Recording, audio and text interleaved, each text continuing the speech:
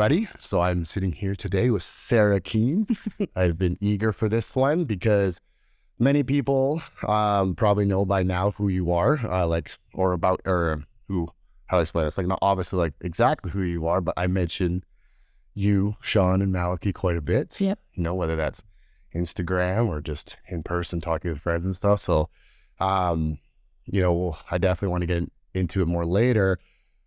But the role that you guys have played in my life is one of the reasons why, like, not only that we are sitting down today to talk to each other, but the fact that all this is right here to be able to sit down and talk to you. So, like I said, I was very, very eager to have you on. So, for those that don't know, let's start off with, how about you introduce yourself to everybody? Okay, so my name's Sara. Basically, I have a number of roles in my life. I work as a program manager for a defense company, but I'm also a wife and soon-to-be mother of two. And obviously, the role that you've played in our lives has facilitated that. Originally from the UK, came to Canada in 2017, which is when we first met you. We went back to the UK and have lived now in Canada permanently since 2019. So, yeah. Time flies. It sure does. So, because you said project engineer, because obviously you and I have had these conversations, but for people that, who have not, what kind of led up to that? To my particular job? Yeah, why did you want to become a project engineer? I think for me, I kind of, in school, didn't have any particular preference on subjects or anything like that. So I ended up going to university and doing a degree in business and management. So super widespread. Kind of didn't want to pigeonhole myself into anything because I didn't really know. And then I think through my degree, I kind of tended to have a bit of a preference on certain things. And then, to be honest, it was looking for particular graduate schemes is how it's kind of phrased in the UK. So there's kind of companies or bigger corporations tend to do these graduate schemes. So it's like a 2-year program, you get trained, you kind of get to test different jobs and that kind of stuff. And it just so happened that, there was this graduate project management scheme at the company I still work for. And I haven't really looked back since then. It's kind of something that seemed to come quite naturally to me. Obviously, I've learned and developed over the years and that kind of stuff, but it is a job I enjoy, mostly because it's less about Sean, my husband, obviously says it's I don't do anything, but it's more about interaction with people. So it's about, how do you build relationships? How do you deal with conflict? How do you remove barriers to allow people to do their best work? And so I found that was just something that I really enjoyed, was getting to interact with people from, various different functions within the business. And yeah, it's kind of grown and developed from there, really. So yeah, I've been doing that for 13 years now. So you said Sean says you don't do anything? He says I'm a professional tea maker because I don't actually do the real work. I just tell people or guide people to do the work for me.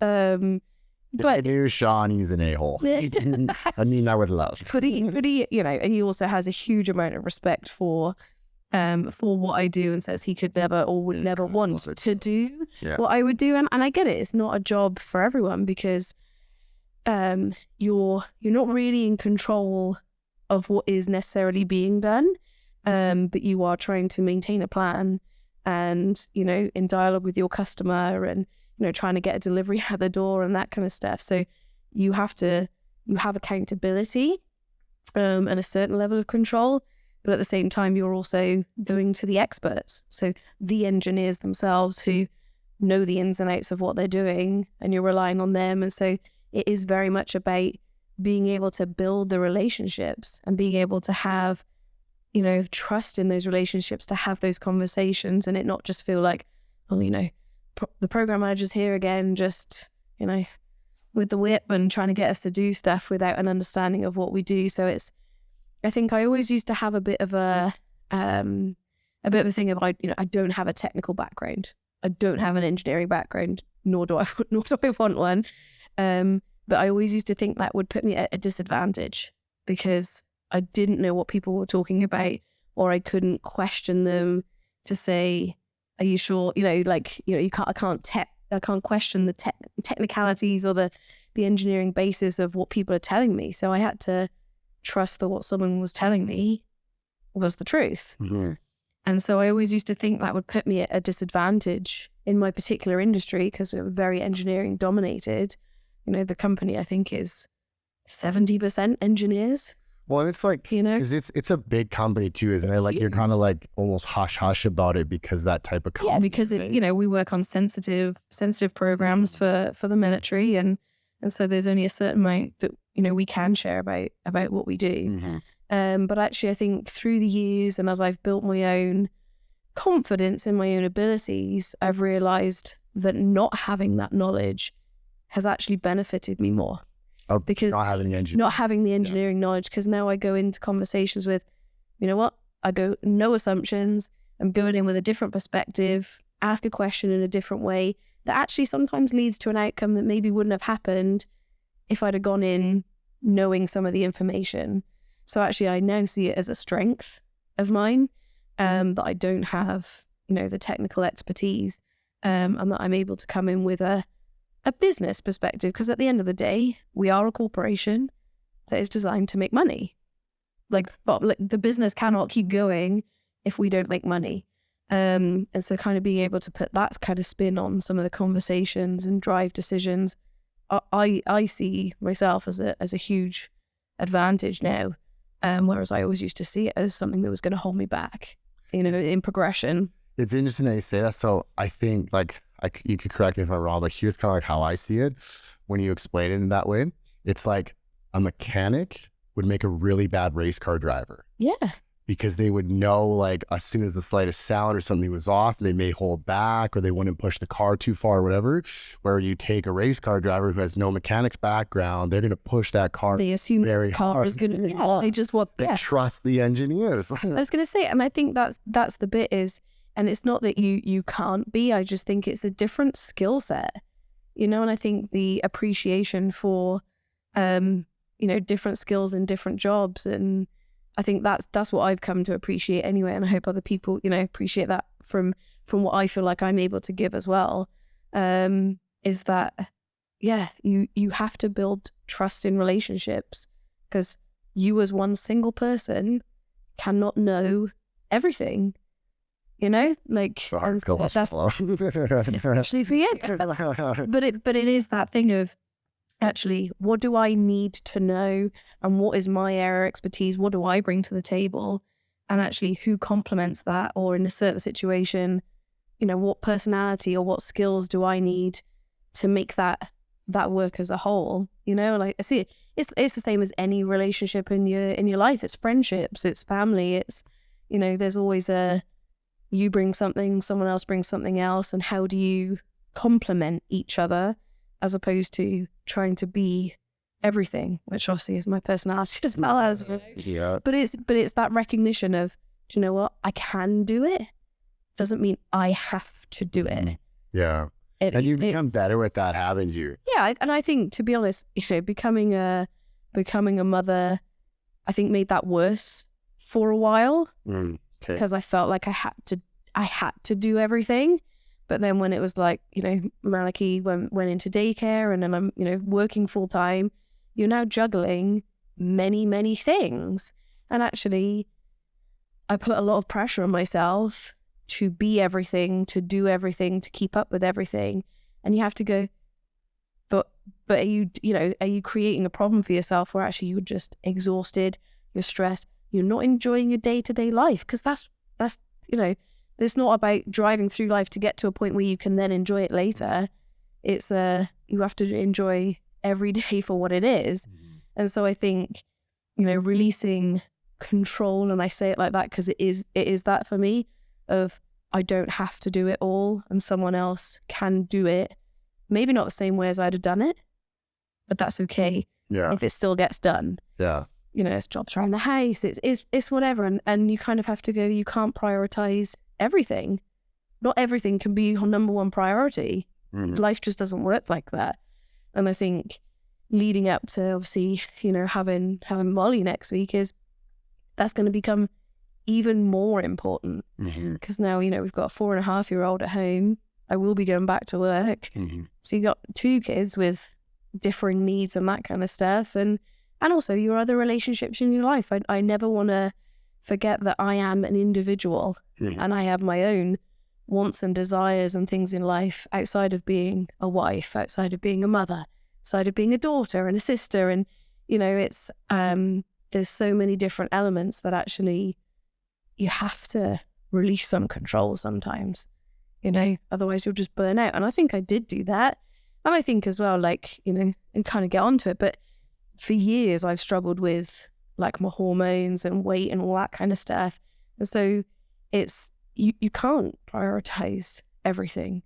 And actually what I've come to realize is I have to be the best version of myself before anyone gets the best out of me anyway. So I can constantly give myself to other people, but if I don't prioritize my own health, my own well-being, then they're only getting, they're not getting the best version of me in the time that I give to them anyway. So I think that's been I say over the last couple of years, that's been a real switch for me as well of it's not selfish now to prioritize things that are important to me and my own health. Actually, that benefits everyone in my life. So now it's not selfish at all. Actually, that's the best possible thing I could do for everyone. But that's a fundamental shift in your head to get there. And it's taken me a long time, but well, that's like, I would always say to people when they would say like, my kids come first. And I was never like not saying they don't, but I was like, if you don't put yourself first, you can't give your kids the best. Right. And so that's where, like watching and seeing you over the years, like slowly grow into that and realizing like, you know, like just kind of letting go of the reins or whatever, even to the point where I've been able to babysit Malachy, everything and whatnot, and just like only benefit you guys from there. Exactly. So. Yeah, and I think a lot of people are so, like you have that giving mentality, like both you and Sean, like for the people you care about, but at the same time, you know when to draw that line. Yeah, and I think obviously it was a big decision for us to move, you know, 4,500 miles away from our family. You know, and we did that when Malachy was 6 months old. So that was a huge decision for us. But it was one that we have never, ever looked back on. It's 100% the best decision that we made. And our family see that as well, you know, and I think it's because we recognize that we could get caught in this loop of you keep giving and kind of doing things for other people.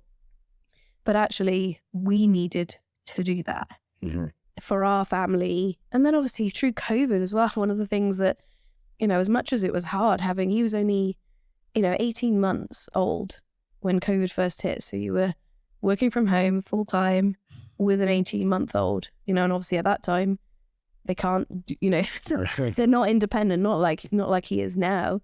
And that was the time that we go, do you know what? We don't have anyone else. Like this is us, this is our family unit. And it's brought us, we always say obviously the pandemic brought us so much closer together as a family because we realized it was only us that we could rely on, you know. But I think then from that we've built a solid foundation where now it's less about us giving to other people, and that's still an important part of who we are as people and our relationships and stuff. But we now don't do it as much, I don't think, to our own detriment.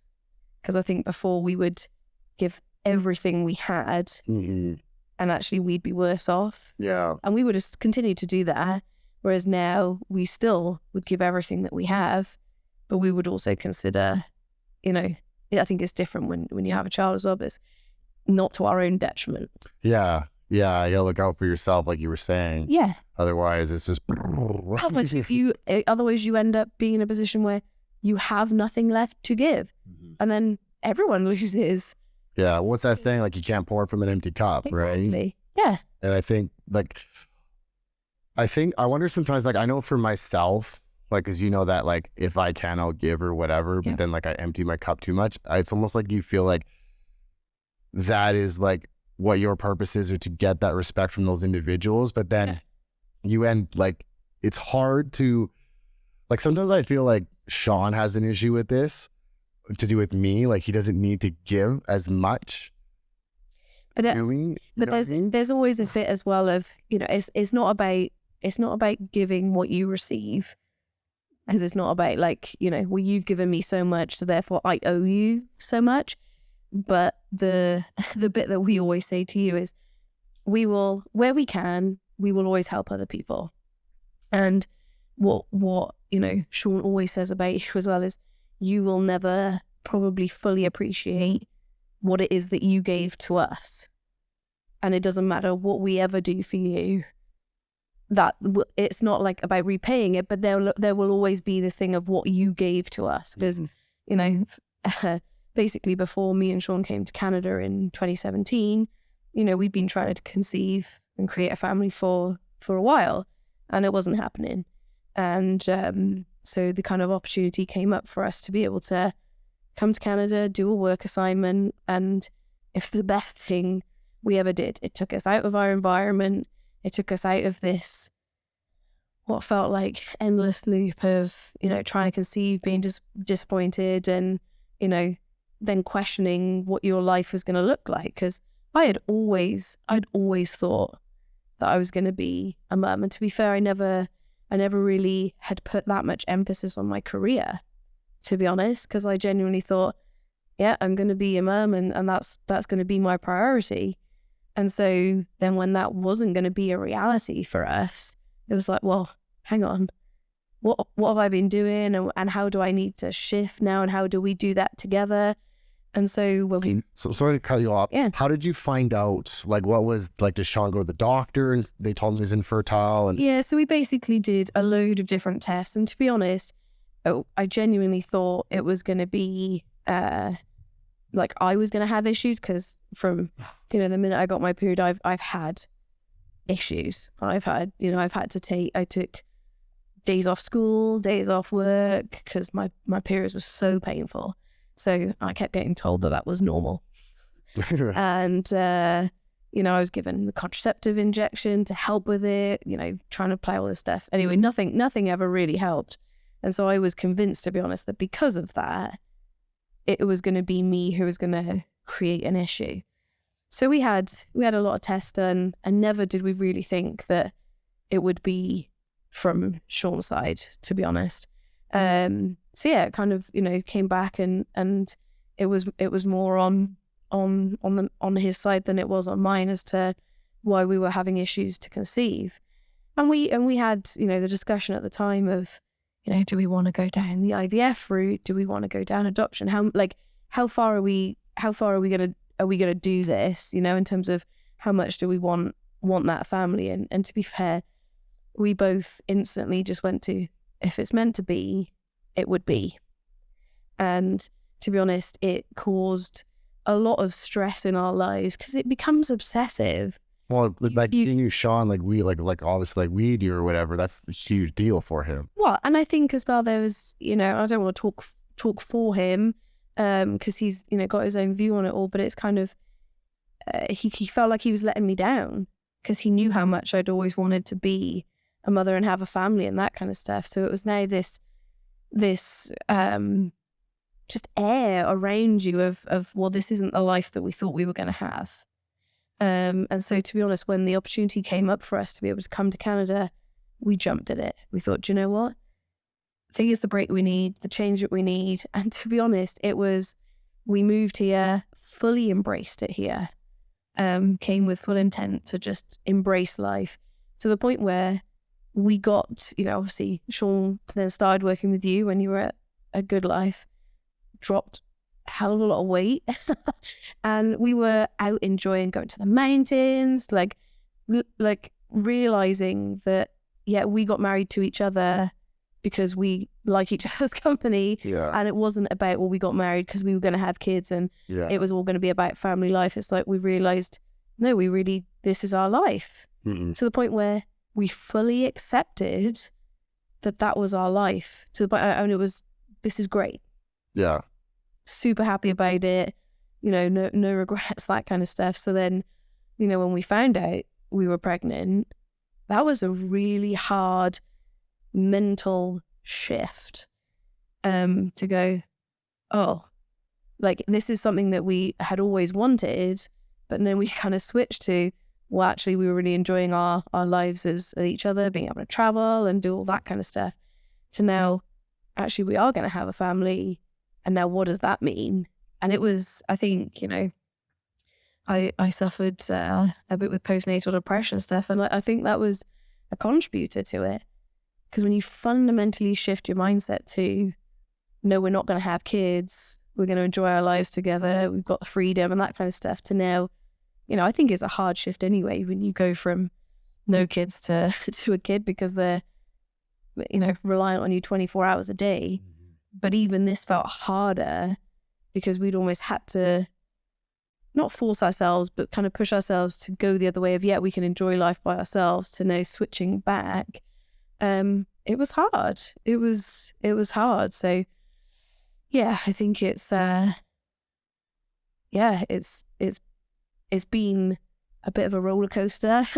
Well, the interesting part about it is, like, if it was now and like you were looking to get pregnant and you came to me, that's what we would be talking about. Or when Sean and I were working together, he was just getting in shape and losing some weight. Well, because to be honest, when we came here, we came with, do you know what? We're not going to talk about it. Not talk about it, but like, that's not going to be it. We've come here for the break, to get away, to reconnect to each other, So it was never a topic that we even discussed at home, because it wasn't. We'd kind of, from the minute we got on that plane, it was, we're going to embrace this new life now.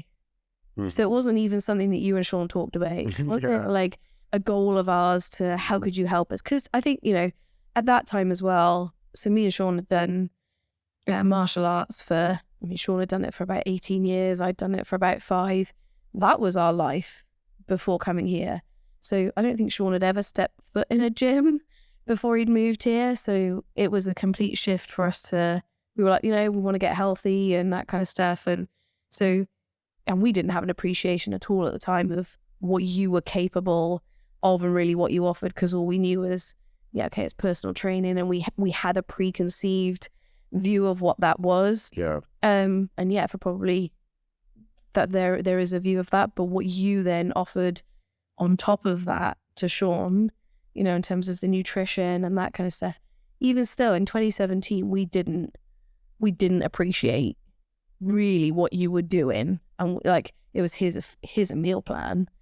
But it wasn't, well, this is designed specifically. We now know what, when it's a meal plan, it's a piece of paper. It's not just a meal plan and a piece of paper. It's way more than that. But we had no appreciation at the time for what you were doing and that kind of stuff. And obviously it wasn't targeted to try and help us conceive, but imagine if it had have been, but it's because that was never like expressed to me. Like, no. And to be honest, which is fine. And I would say at the time, it was a deeply personal thing in our relationship that really we didn't talk to anyone about, because it was kind of like, well, we've dealt with it in our relationship, and now it's like, because obviously as a married couple, that's generally the question that people ask you. So when you're having babies, and it was hard. It was hard for people to ask you that question, and at the time it was, we didn't really say too much, and then actually I realized that it became easier to say, actually we've tried and we're not able to, because although it made people feel awkward, I think it was like, well, there is a sensitivity, I think, of asking that question to people, because actually you don't know what someone's going through. And also some people don't want kids, and that's okay as a choice, and it shouldn't be an expectation that just because you're married after a few years now you'll have a baby. But I think it feels like now, and maybe just because I'm older, but there's a lot more people that I know who struggle to conceive, and so I think that is a really sensitive question now, to ask someone, so when you're going to have a baby, as opposed to asking it in a different way. Because I think, in school you're taught don't have sex because you'll have a baby, you'll get pregnant, and that's not really the reality for a huge amount of people now. I think that comes down to our lifestyle, society, what we eat. There's so many factors to it, but you can't just assume that because someone wants to get pregnant, that they will get pregnant. And so I think I learned a lot through that process as well of how to be a bit more sensitive to people, because I was on the receiving end of it. So now you go, oh yeah, people don't mean any harm. And I never did if I'd asked the question. People don't mean any harm by it, but actually that can be a really tough question to be asked, especially, if people do it in a large group of people and it's not one-on-one and you don't really feel comfortable to have that conversation of, oh, you're struggling. It's like, well, what do you say? And also, I think one of the big things that I've also kind of been trying to do more of is not just put a face on everything. It's just like if someone asks me a question and, it either offends me or I get upset by it, not just putting a brave face on, like laughing it off. Because then you have to deal with those emotions somewhere else, or you don't, which is what I did for years, and you never deal with it until something happens, and then you kind of explode. And Sean always explains it to me, like, imagine that you were a bottle of pop or a bottle of soda and someone's shaking you up. It's really fizzy. Yeah. And you can either slowly release the cap and let it release slowly, or you can take the top off and you will literally explode. That's always the thing that stuck with me. And that's the bit that's helped me of going, actually, don't put a brave face on everything, or don't try and laugh it off. If you need to be angry in that moment, be angry. If you need to be sad, be sad. Yeah. Like, don't put a cap on. I've always fought to be like, here, this is high and this is low. And I've always fought to be okay. I have to stay here in this middle because this is safe. Up here might not be too safe because I like being happy, but with every high, you feel like there's a low. So when you say safe, do you feel that from like a societal pressure, or like what would define that as being safe? Because like, is there like fear of judgment if your top were to blow off? Yeah, and I think it's that view of who I am as a person. So like, I think I've always, I've been known as the sensible one, the reliable one, the it's like a reputation to it. Yeah, it's kind of like the view that I project of myself into the world. How do I want people to see me? And I have, I was trying to be less so a people pleaser. And so it was like, what do people need me to be? Yeah, okay. So whereas, as opposed to who am I? Yeah, that makes sense. Scream my, fuck what anyone else thinks of me. Like, do I care?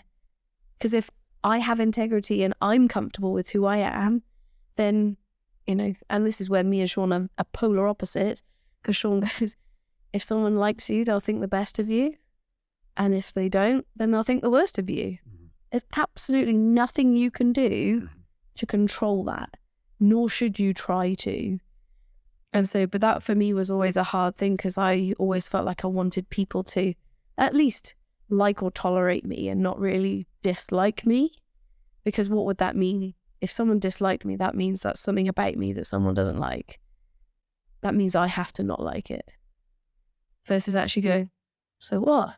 Someone doesn't like it? What impact does that have to me? Why should that matter?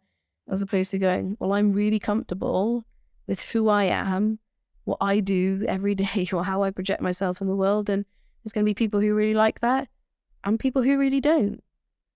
Yeah. Okay. Like that, but that is still, I'll say it's still a work in progress for me. But I think even as I've kind of gone through different roles in the company that I work for, you realize that as you become, certain levels in management and that kind of stuff, that actually there's an inherent dislike for people in management, regardless of how nice you are. Yeah. Just because you're above them. And because you're making a decision that might impact them or whatever. There's many reasons, but I think actually then you kind of go, well, now it's not about being liked, because actually if I do things to be liked, that's not to the benefit of the company. That's not really my job. And actually you could do something to be liked by someone, but actually inherently doing that, you're going to annoy someone else. Yeah. Because you can't win. You can't win. So actually then you go, well, am I going against my own, actually my integrity and that kind of stuff is way more important than being liked. Mm-hmm. And there's a difference between being liked and being respected. Yeah. Because you can respect someone, but not really like them. Yeah, okay. And so I would much rather be respected for, you know, the decisions that I make or the leadership I bring or that kind of stuff, as opposed to, yeah, she's really nice, isn't she? She's not great at her job, but we like her. You know what I mean? It's like, yeah, so then you kind of question what's important to you. And it becomes less about what other people think is important.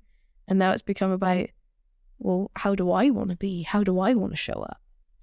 Yeah, see, I struggle with that because, like, for me, with my business, if I feel like if I don't care what people think, then it's hard to grow the business, right? Not that I tailor to people, but when you you use like Sean's analogy of the pop bottle and everything, like when I was younger, that was me. Yeah. Like that was like constantly blowing off that pop bottle. Like you create this reputation, what I've come to call a mold for yourself. Yep.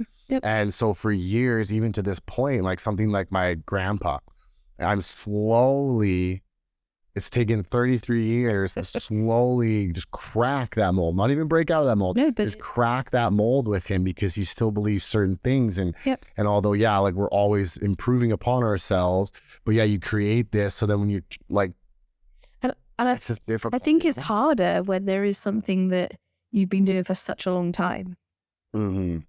Because now you go, well, to try and break that is much, much harder, as opposed to, I think part of it for me was when we came to Canada and, you know, obviously we kind of came to the sister company. So like, yeah, I knew a few people, but they didn't really know me. They didn't really know my background or what I was capable of. I saw that as an opportunity to go, so how do I want to show up now?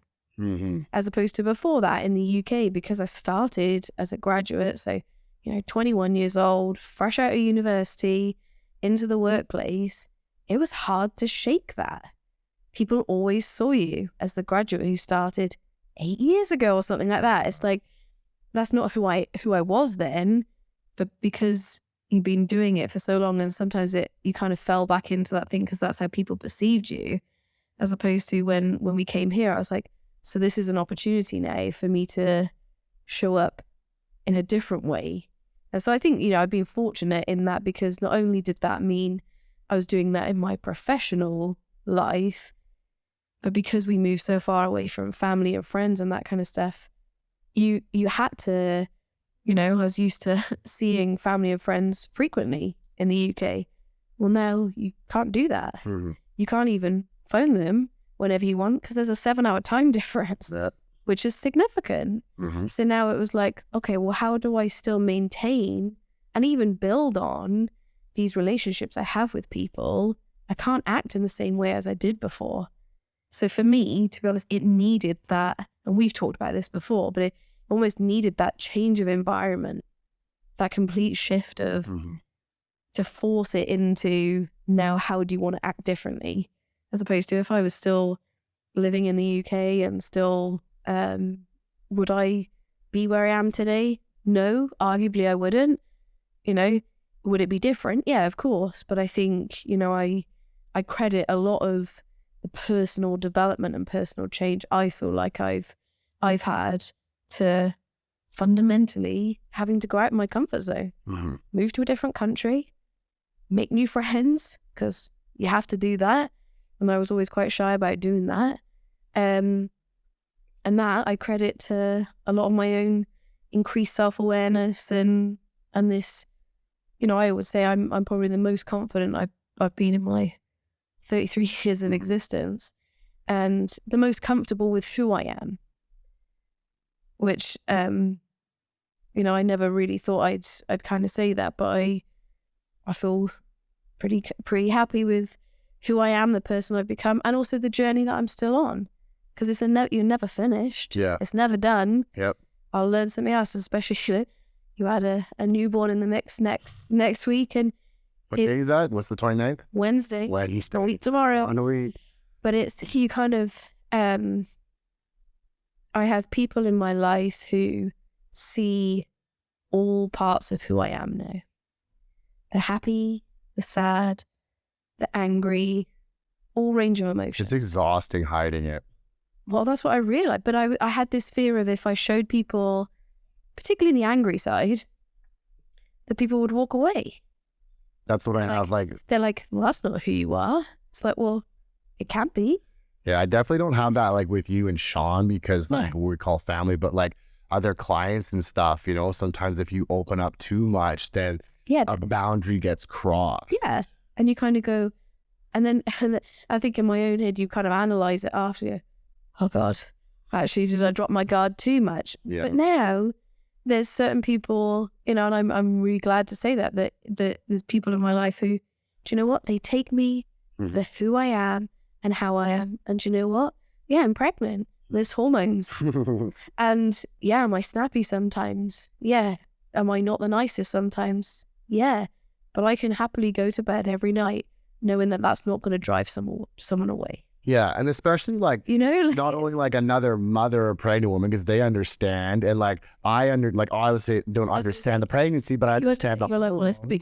You explained to me like it's because of this. Yeah. Or it's even like Sean though, like when Sean's having a bad day, because I know Sean so well, and I'm not meaning just on a personality level, like a physiological level, I completely understand, you know, sometimes why he goes through what he goes through. Well, and even to the point where I remember I've asked you, I remember one particular day we were training, was it last year I think? And after training session, I burst into tears. I was like, I don't know where this is coming from. And you were like, well, this is the reason. You know, and I think it's... Because we had your Dutch test at that point too, didn't we? I think so. And I think, to be honest, it's massively helped. Rather than thinking you're going a bit crazy, like, you know, going, well, why do I feel so emotional all the time? Or why do I suddenly burst into tears? Or why do I, you know, feel like this? When you actually understand all the things that your body is doing. You know, I don't understand any of it really, and that's why we ask you the questions. But you help me understand, well, because of X, Y, and Z, this is why you might be feeling like that. And then it kind of calms you to go, oh, it's because of that. It's not because I'm irrational or because I'm super like emotional and people won't like me because of that. It's like, there is something going on. Well, that's the reason you feel like that. And it just massively helped me to come to terms with, you know, and I think, you know, we've worked together a hell of a lot on my hormonal stuff and my periods to the point where I would text you and be like, I didn't even know it was coming. And I can't say that in my entire, you know, I would only probably have a week of every month where I felt good. And I'll say good because I didn't really know what good felt like at the time, but good. Because there was 10 days leading up to my period, then my period, and then it, you know what I mean? It was like, so every month was dictated by, you know, and to the point where Sean would go, yeah, I know it's coming. And I would know it's coming. So I didn't even need to check the calendar. Yeah. To the point where we actually finally got to a point where I was like, I need to check the bloody calendar because I don't know now. The way I'm interacting with life, my moods and all that kind of stuff gave me zero indication. And it felt so freeing to feel like that, to suddenly not feel like every day was dictated by something that is going to happen for I've got a good number of years left of that. That was, you know, a fundamental shift for me in terms of, that's a huge amount of what we've worked on together as, you know, as me as your client and that kind of stuff. You know, and I can't be more grateful for where we got to. And quite honestly, you know, we shocked our families a bit when we told them we were pregnant last year because we'd said, not having any more kids. And to be fair, when we kind of made the decision that we wanted to try to have a second child, we had the conversation of, this could be like the first time and we don't know that we're going to be able to get pregnant. And our lives are very different now and that kind of stuff. But we didn't really expose that to anyone because, to be honest, I wasn't ready to have those conversations on a daily basis again. Yeah. And so it was like, if we keep it between me and Sean, if it doesn't happen, no one is any the wiser. Yeah. So we don't have to necessarily expose that. Yeah. Or jinx it maybe too. Kind of. Yeah. Well, and also, we kind of went into it. I was like, I don't want to obsess over it. I mean, you can tell yourself not to obsess over it, but genuinely, we kind of went into it. You know, I went away with a with a friend, and I genuinely didn't think about it. And because that's when you found out, wasn't it? yeah, I found out the day after I came back. I tested positive for COVID. Oh, I know. It's Pregnant on the same day, but yeah. and Sean's got a weird sixth sense, but he was like, "You need to get a test," Mm-hmm. and he knew how he knows stuff about my body before I do. Will always amaze me. But he did the first time as well. But it's we credit a lot of that to the work you've done with me and my hormones and balancing that out, but also the work you've done with Sean as well. But it's like, I genuinely believe that if we hadn't done what we'd done, the Dutch testing, the figuring all that stuff out, the flush that I then did, which I've never felt during it wasn't great. Didn't love it, but it was the first time that I can say that I've ever stuck to one of your plans 100% for a consistent period of time. Mm-hmm. Because I was like, no, I need to do something. This is important, and I need to do it. There was and it was hard because my mum and stepdad was here at the time as well. Yeah. Which normally is kind of throw us off because we want to take them places and we go out to eat and all this kind of stuff. And we did do that, but I took my meals and I packed and I prepared and I fully committed to the process because I was like, I need to figure this out. And I need to give this a shot to see if this is going to work. And it did. And I genuinely have never felt better after that. And I think I credit, us getting pregnant, literally the second month that we tried. Yeah. This time. Yeah. To actually having focused on my health and my hormones. And because I think it has been not an underlying thing, it's been a very present thing for me my entire life, really. To the point where even now, my mum's here at the moment, and she's even commented about how different I am, about how much my food choices are so much different. Yeah, and it's funny. Like, I feel like they're different, and food is always something that I've struggled with in terms of craving certain things, or like. I used to be a bit of a snack addict. It was like I felt like I needed to eat all the time, where it was like if I went out anywhere, I would be thinking about what my next meal was. Yeah. Even when I'm eating a meal, I was like, so where's my next meal going to come? It's like, well, you're actually eating at this moment in time. But it drove my life, and I never made the right choices, and it wasn't for the want of trying. It really wasn't, but it was just... I didn't like, I didn't like being told what I could and couldn't eat. Yeah. Because I felt like that drove me to actually make worse decisions. Yes. It was like a rebellion. It was like, well, you've told me I've got to eat chicken and rice. So now I don't want to eat chicken and rice. Whereas if I hadn't been told that, I might well have chosen chicken and rice. But it was certain, and I'm a self-professed fussy eater. I don't know, although I think I'm a little bit better than I was in the beginning. But it's like, I don't, and that runs through my tongue. I don't really like being told what to do. But even now, and I've said it like through pregnancy and stuff, it's like, I eat now because I know I'm supposed to eat, as opposed to, I really want this food. Yeah. And constantly, every day, every meal was always about what I wanted to eat, because I would crave something. Yeah. Crave something in particular. Whereas now, so well, what do you want to eat? So I don't know. It could be anything. Genuinely, I don't have those cravings as much anymore. And you could quite happily put stuff in front of me, and if I don't want it, I won't eat it. Whereas before, it was like you put something in front of me, and I probably eat all of it and more. Like, it was, it's just the mentality with that, and the fact that someone else outside of my home has come in and seen that, go, you really do make different choices. Yeah. And I think as well, I was conscious of going into this pregnancy, because when I was pregnant with Malachy, I ate anything and everything I wanted, because I was like, I'm pregnant, I can eat whatever I want. And so I did. Yeah. In the beginning it was hard because I felt quite nauseous, but this time round I'm like, I don't feel like that. And actually I think I'm more conscious of, the recovery bit after now. It's like, yeah, you can eat everything you want now if you want to, but you could do that if you're not pregnant as well, don't give yourself an excuse to do something that actually probably isn't something you should be doing necessarily. But yeah, it's been, that's been a fundamental shift for me as well. And I I put a lot of that down to the hormones, because now I understand. I didn't catch that. My theory, knowing the small amount that that is retained in my head from what you've told me, is how much my hormones drive my gut and the bacteria in my gut, and how much that drives the brain, and how much that drives our decision making and that kind of stuff. And actually, you can't always tell yourself to do something different. If your gut actually isn't in a good place. You're fighting this willpower, right? Yeah. And I think that was always the bit of, my willpower just must be really bad. I just must not want this enough. Yeah. And that's not true. It wasn't true. Because it is, you're fighting against more than just willpower.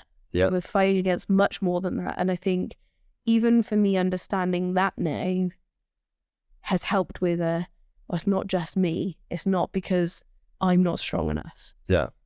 That actually there are things going on in my body that are driving me to make some of these decisions, or making it harder for me to make other decisions. Yeah. And so I think, I credit a lot of the work that we did together on my hormones and stuff to the my relationship to food as well. It's fundamentally changed. Do I still resist a meal plan and being told exactly what to eat? Yeah, I probably do. And I might always do that. Yeah. But I think for me now, it's more about, if I have a goal and like I did with the flash, you attach something to it, then it's now, I'm not so driven by what it is that I want to eat. It's now about, well, I'm doing this for this reason, and I know I'm going to get this at the end of it. You know what I mean? And I think a big thing too is because going back to that comment where you said you used the word good because you actually didn't know what it felt like. Now that you've had a taste of what something feels like, you can tell if something's off. Yeah. Where before, when you kind of felt the same all the time, you didn't know it was like food you were that. You were marginally better. Yeah. But that was what good felt like at that time. And like I said, good for me now is measured on how I felt after doing that flush. And your skin too. That's another one too. Like your skin has significantly improved. But it's things that you didn't. And to be honest, I never said that I had bad skin before. But it wasn't until after the flush that I realized actually, I didn't have bad skin. Yeah. But it was significantly better. Things that I hadn't even considered were necessarily things that I noticed about myself. And then when other people notice it in you as well, it was a big thing. So yeah, my measure of good and how I feel is now based on that experience as opposed to what it was before. We always say, me and Sean always say, we've got to continue to up our energy levels, because as Malachy grows, he just seems to have more and more energy. And that's, now the second one, it's like, I don't want to be that person who's too tired to do anything, to not have the energy to chase after your kids or play with your kids. And to be honest, we were those people. I had Sydney on the podcast. You wouldn't know who Sydney is, but she goes to Kings and she's a nurse and a power lifter. Okay, yeah. And that was exactly what she was saying. That's the conversation we had, because I even said, obviously I'm not a parent, but when my nieces and even Malachy, when I would babysit my nieces and nephews, I'd be falling asleep, then I wake up and they'd be rooting through cupboards or breaking something, and it was so stressful. You didn't have that energy, and that's all you wanted was enough energy to play and interact with them. And that's all they wanted from you. Yeah. They just want your time. And even when you guys were first, back in 2018 or whatever, and when I first really started to interact with Malachy and everything, I was still going through some issues, and it'd be I just wish I had the energy to run with him and everything. And so now when you get to that place, you're just you don't want to lose that, because you'll always hear people, I always say this, well, I feel fine, but that's because they're so complacent to feeling a certain way. They don't know what feeling good I was going to say, it comes back to the thing of actually you don't know what good is. Yeah. Because I used to say that. I was like, yeah, this is, you kind of, resided yourself to that's just how you were going to feel. Yeah. And then like you get that from people and then I'll run like a GI map on it. It'll be like all red. Oh, I feel fine. I'm like, yeah. You're just so used to it. But on the like, you know, the opposing side to that is that kind of shows like the mental aspect, like the power too, because you could have somebody that doesn't have like, let's say that bad of symptoms, but they themselves think they do. So it just makes those symptoms worse. Where you have people that are very, like my grandfather. My grandfather's got prostate cancer. He's got diabetes. He's severely overweight, right? And he doesn't sleep at all, but he feels fine and he works like no problem all day, everything. But that's because he's so strong-headed. Yeah. And it's like Sean too, right? Sean doesn't want to admit when he doesn't feel good. He fights it. Or he says, oh, I'm a pussy or whatever. And it's like, you know, like if you were to put what he's experiencing into someone like my body, who is kind of a pansy about things, right? It's like, I can imagine how I would handle it. You know what I mean? Yeah. And I think, you know, it's all that it comes back to, what is it that you want out of life? And it's how do you enjoy every day? You know, and yeah, there's going to be good days and there's going to be bad days, but are you driving for what it is that you want? And a huge part of that is and I think we always compare ourselves to, you know, me and Sean used to train. We used to do Tai Chi and Kung Fu pretty much 5 nights a week. And we used to do like 5-hour courses on a Saturday and a Sunday. Like what kind of like courses? What kind? Basically like doing Kung Fu for 5 hours. Yeah. Or Tai Chi for 5 hours. Mm-hmm. That was our lives. So what was the, like, why'd you get into that? So Sean got me into it. Okay. Because when I got the kind of the graduate job, I moved to Wales. Because you guys met through work, right? Yeah. He started on the same day. He started on the graduate scheme as well. He was the oldest graduate and I was the youngest. And we met there. And I mean, Sean likes to tell the story that I didn't like him when I first met him. And it's not quite true. He likes to tell people that, but he was so different to me. Mm-hmm. So different. And I was different, all right. But I was so shy and I was so quiet and I struggled to I struggled to talk I struggled to talk to people one-on-one. I was always pretty good, but in a big group I would never like force myself into the conversation. If I had an opinion, I would kind of wait to be asked, or it's like if you just go like, can I talk now? Like I kind of never really inserted myself. So then I think people just thought I was quite quiet, quite insular and that kind of stuff. And, you know me now. It's really not who I am or who I've become. Yeah. But so I was very quiet and it felt like all Sean did was talk. So it was like, he would just talk all the time. So you're used to that when you met me then. Yeah. Yeah, it's probably why we got on quite well because, you know, I was like, okay, I know my role here. But now, I mean, you know, now I don't think I do that as much with you. You know, I think I do interject and I do stress an opinion. And whereas I know I would, you know, the thought of me doing a podcast 13 years ago, mm-hmm. I would have probably wanted to talk for about 10% of it. Yeah. But not because I couldn't talk, but just, I don't know, for whatever reason. So then I ended up, I was living in, I was basically renting a room from someone at the time because I, you know, obviously just come out of university, didn't have the money to rent a full house myself, nor would I have particularly wanted to live on my own at that time at 21 years old. And so Sean kind of suggested, he was like, well, you know, do you want to do, you know, like if you're trying to do activities and try and get to know people outside of work, why don't you come along to a class? So Sean kind of invited me, came and picked me up and kind of took me under his wing really. And I loved it. I really enjoyed it. And it was not something I'd ever done before. But I think what it also did for me was, and I do credit that with, you know, being a confidence builder for me, because it was now primarily male dominated, you know, as martial arts, some martial arts tend to be. But now I was learning how to, you know, defend myself physically, but also what that meant was I was actually building the confidence to be able to defend myself verbally as well, really, because I think once you know that you could hurt not hurt someone intentionally, but defend yourself physically. You know, again, anyone who Sean's a big guy, he's 6'2". And there was other guys who were the same. You know, I'm 5'4". Like, that was really empowering. Mm-hmm.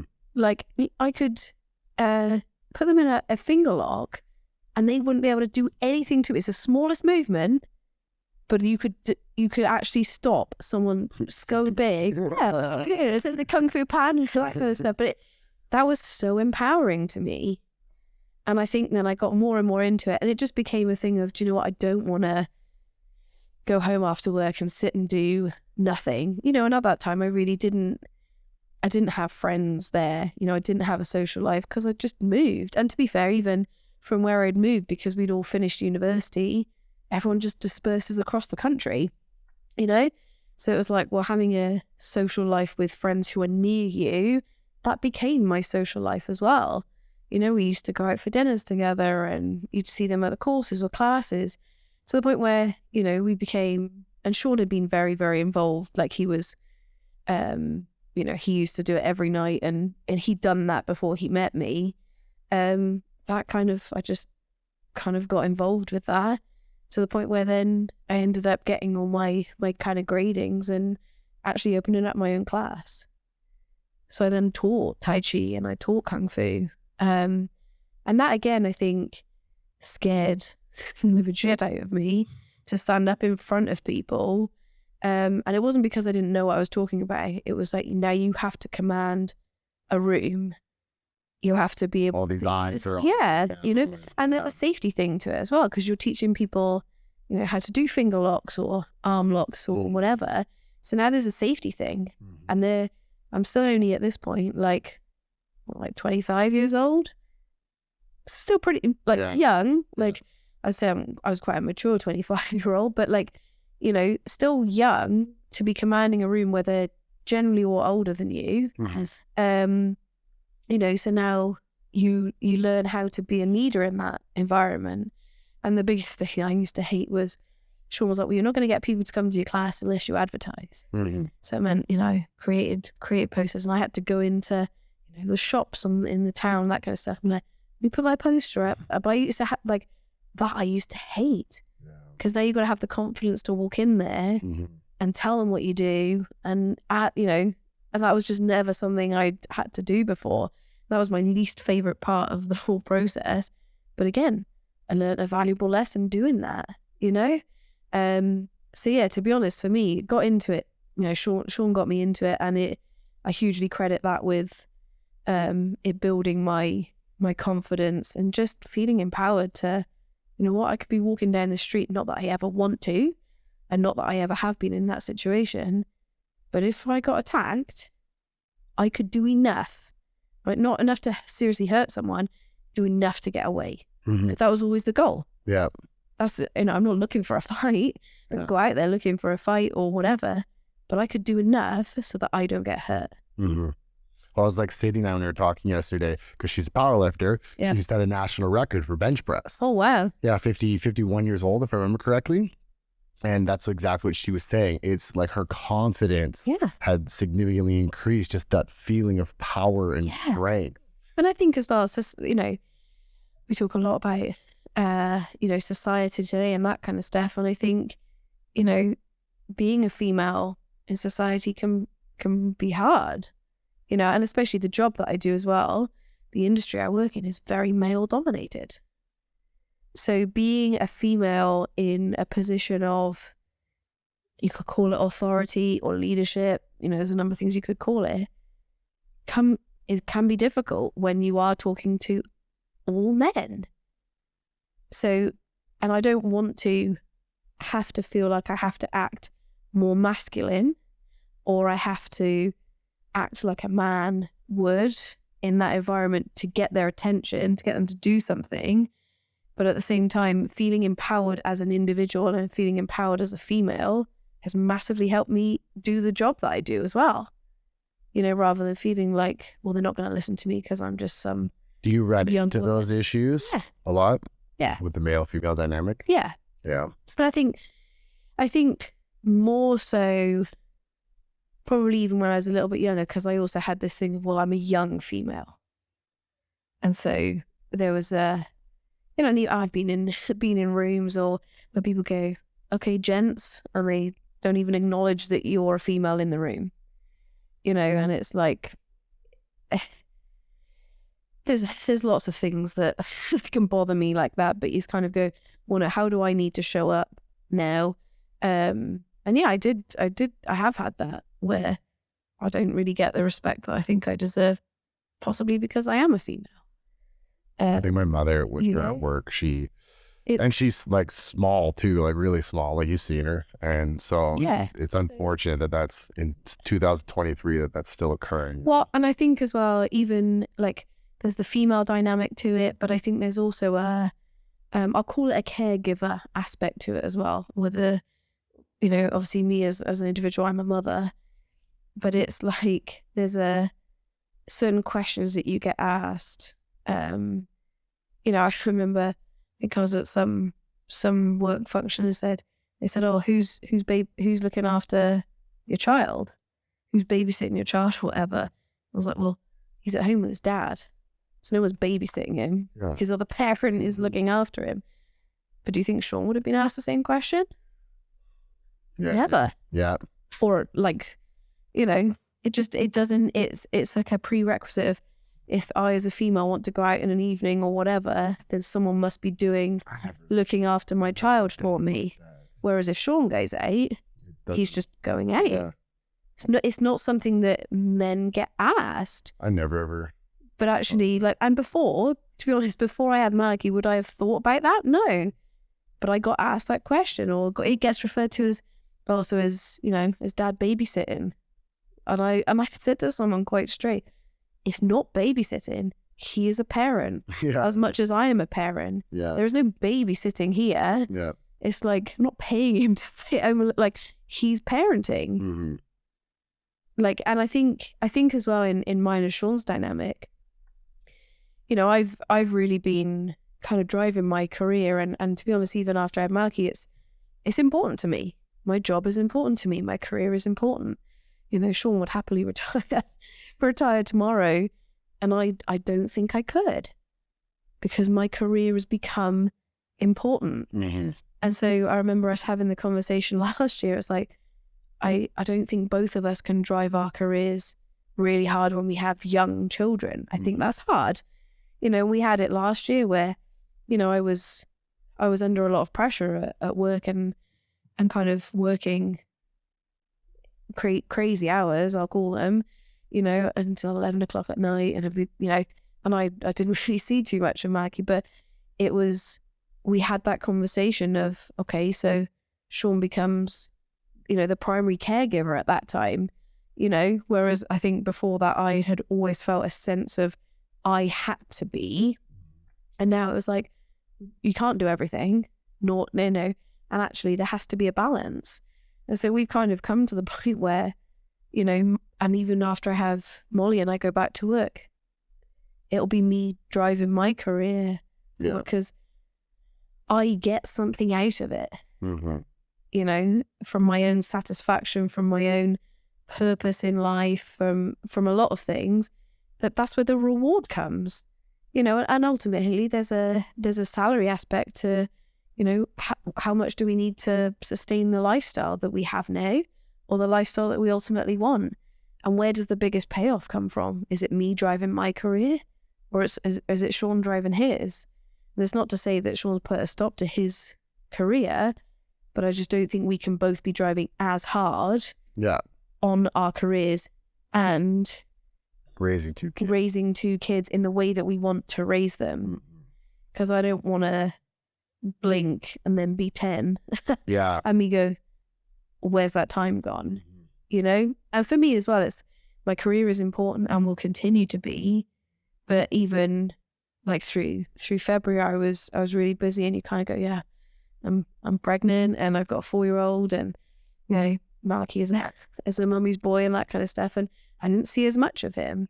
And you go, okay, I'm okay with there being periods like that, but that can't be standard. That cannot be the norm. And so it's kind of then that balance. But yeah, it's kind of, I remember us explicitly having that conversation last year of, we both can't drive super hard with our careers and be the parents that we want to be to our children. So yeah, I think that's, comes back to a bit full circle of where we started, of there's a prioritization of health and well-being and a balance of everything. And again, I can't drive hard in my career, be the wife I want to be the mother I want to be the daughter I want to be the sister, be the friend, if I don't take care of myself. Mm-hmm. And I find, like, quite honestly, I drove so hard in February with the work because I'd made myself accountable. I said, this is what I'm going to do before I go on maternity. This is what I want to achieve in work. I want to get this delivery out. And then I was off ill for a week. Yeah. And even then, I've really, I haven't fully recovered. Mm-hmm. I drove myself too hard. Mm-hmm. And I will have a tendency to do that. If I make a commitment to something, then I will do everything in my power to do it. Mm-hmm. And so I think even that is kind of, should we say, sure, I'm going to have Molly next Wednesday. And because it's planned C-section. Yeah. Yeah. And it's kind of, I drove myself too hard. Yeah. And it's not, I don't beat myself up about it because I did it for a reason. But I know going forward now, and it will be much harder when I go back to it a second time, because now I've got two kids. I can't afford to drive myself so hard that I have to take a week off work. Yeah. And even then, I'm back in work, but really, I'm not back to full strength. Yeah. But you kind of just have to, still have to carry on. So yeah, I think it has helped me put it all back into perspective of, no, I'm not the best mother I can be. I'm not the best in work I can be now because I drove myself too hard. Yeah. For what end? Yeah, because out on the back or for the extra time. And one of the things that has changed for me as well is I love praise. You know that about me. Me and Sean are very different. Sean hates praise. Yeah. I love being told I've done a good job. Mm-hmm. Right? I really I get a huge amount out of that when someone says, you did amazing, great job. I'm like, oh, great. And even when we've worked together and you say, really, really proud of you this week, whatever, I get a huge amount out of that. Because but I think I used to seek it. So then I wouldn't tell myself I'd done a good job unless someone reinforced it. Okay. So it's to say, I'll use this as an example. I stuck to the plan 100%. And if you said, okay, good, I'm like, well, did I do it?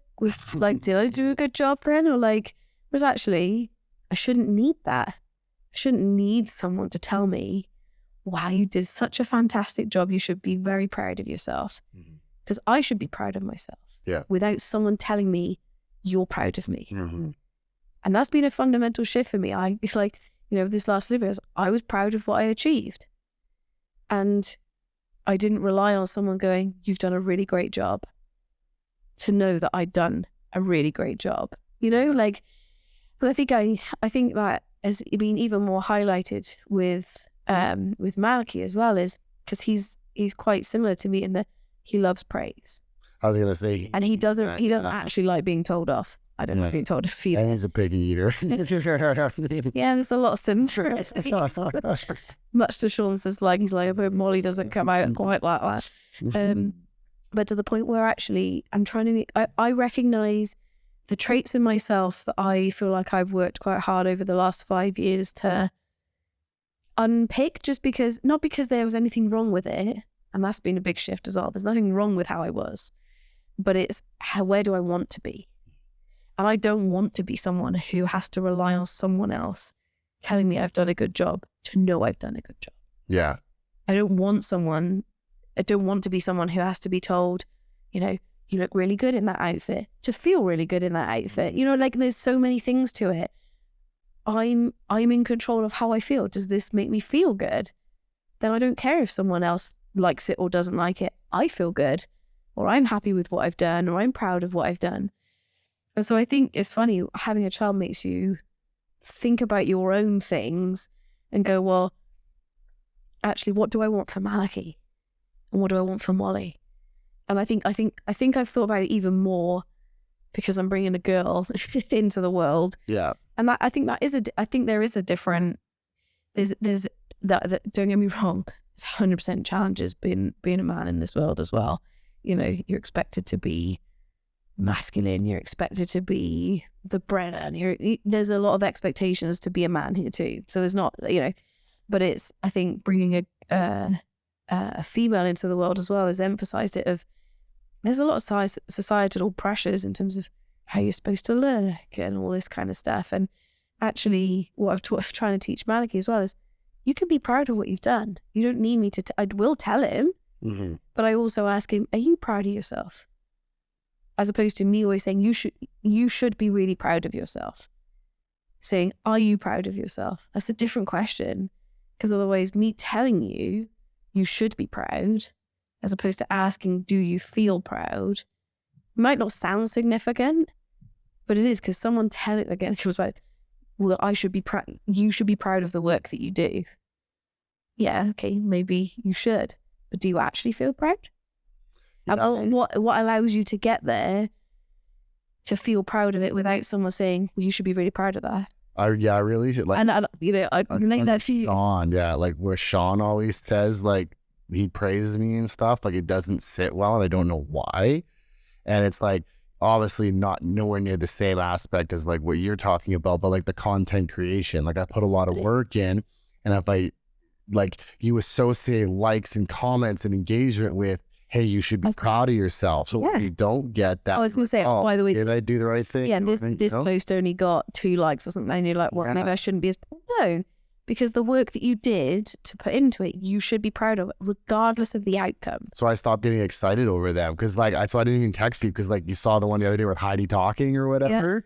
Yeah. And like, I was laughing my ass off over that. I wanted to send it to you sooner, but then I felt if I was like showing people and then it didn't get a lot of engagement, which it didn't, it would have just been a big letdown. So that's how I've been making it through and creating more and more content. Because in the past, I'd be super proud of something, put it out, it would get no love, it would get criticized. And then you suddenly are proud of it. And then I wouldn't post for months. Yeah. And so I think it's that bit of actually, you could be proud of something regardless of what the outcome is. Yes. Mm-hmm. You know, and it doesn't rely on someone telling you, wow, that was awesome. Yeah. For you to feel proud of what you've done. Yeah, because if you're seeking that validation, I've learned. Well, I was going to say, it's okay for a while. Mm-hmm. And then something big or something more substantial will happen. And if you don't get it, it could break you. Mm-hmm. You know? And I think it's, so kind of instilling that into Malachy early is, you can be proud of yourself even if no one else is. Yeah. You don't need someone else to be proud of you. Mm-hmm. You know, or you don't need someone else to reinforce something to feel confident about something.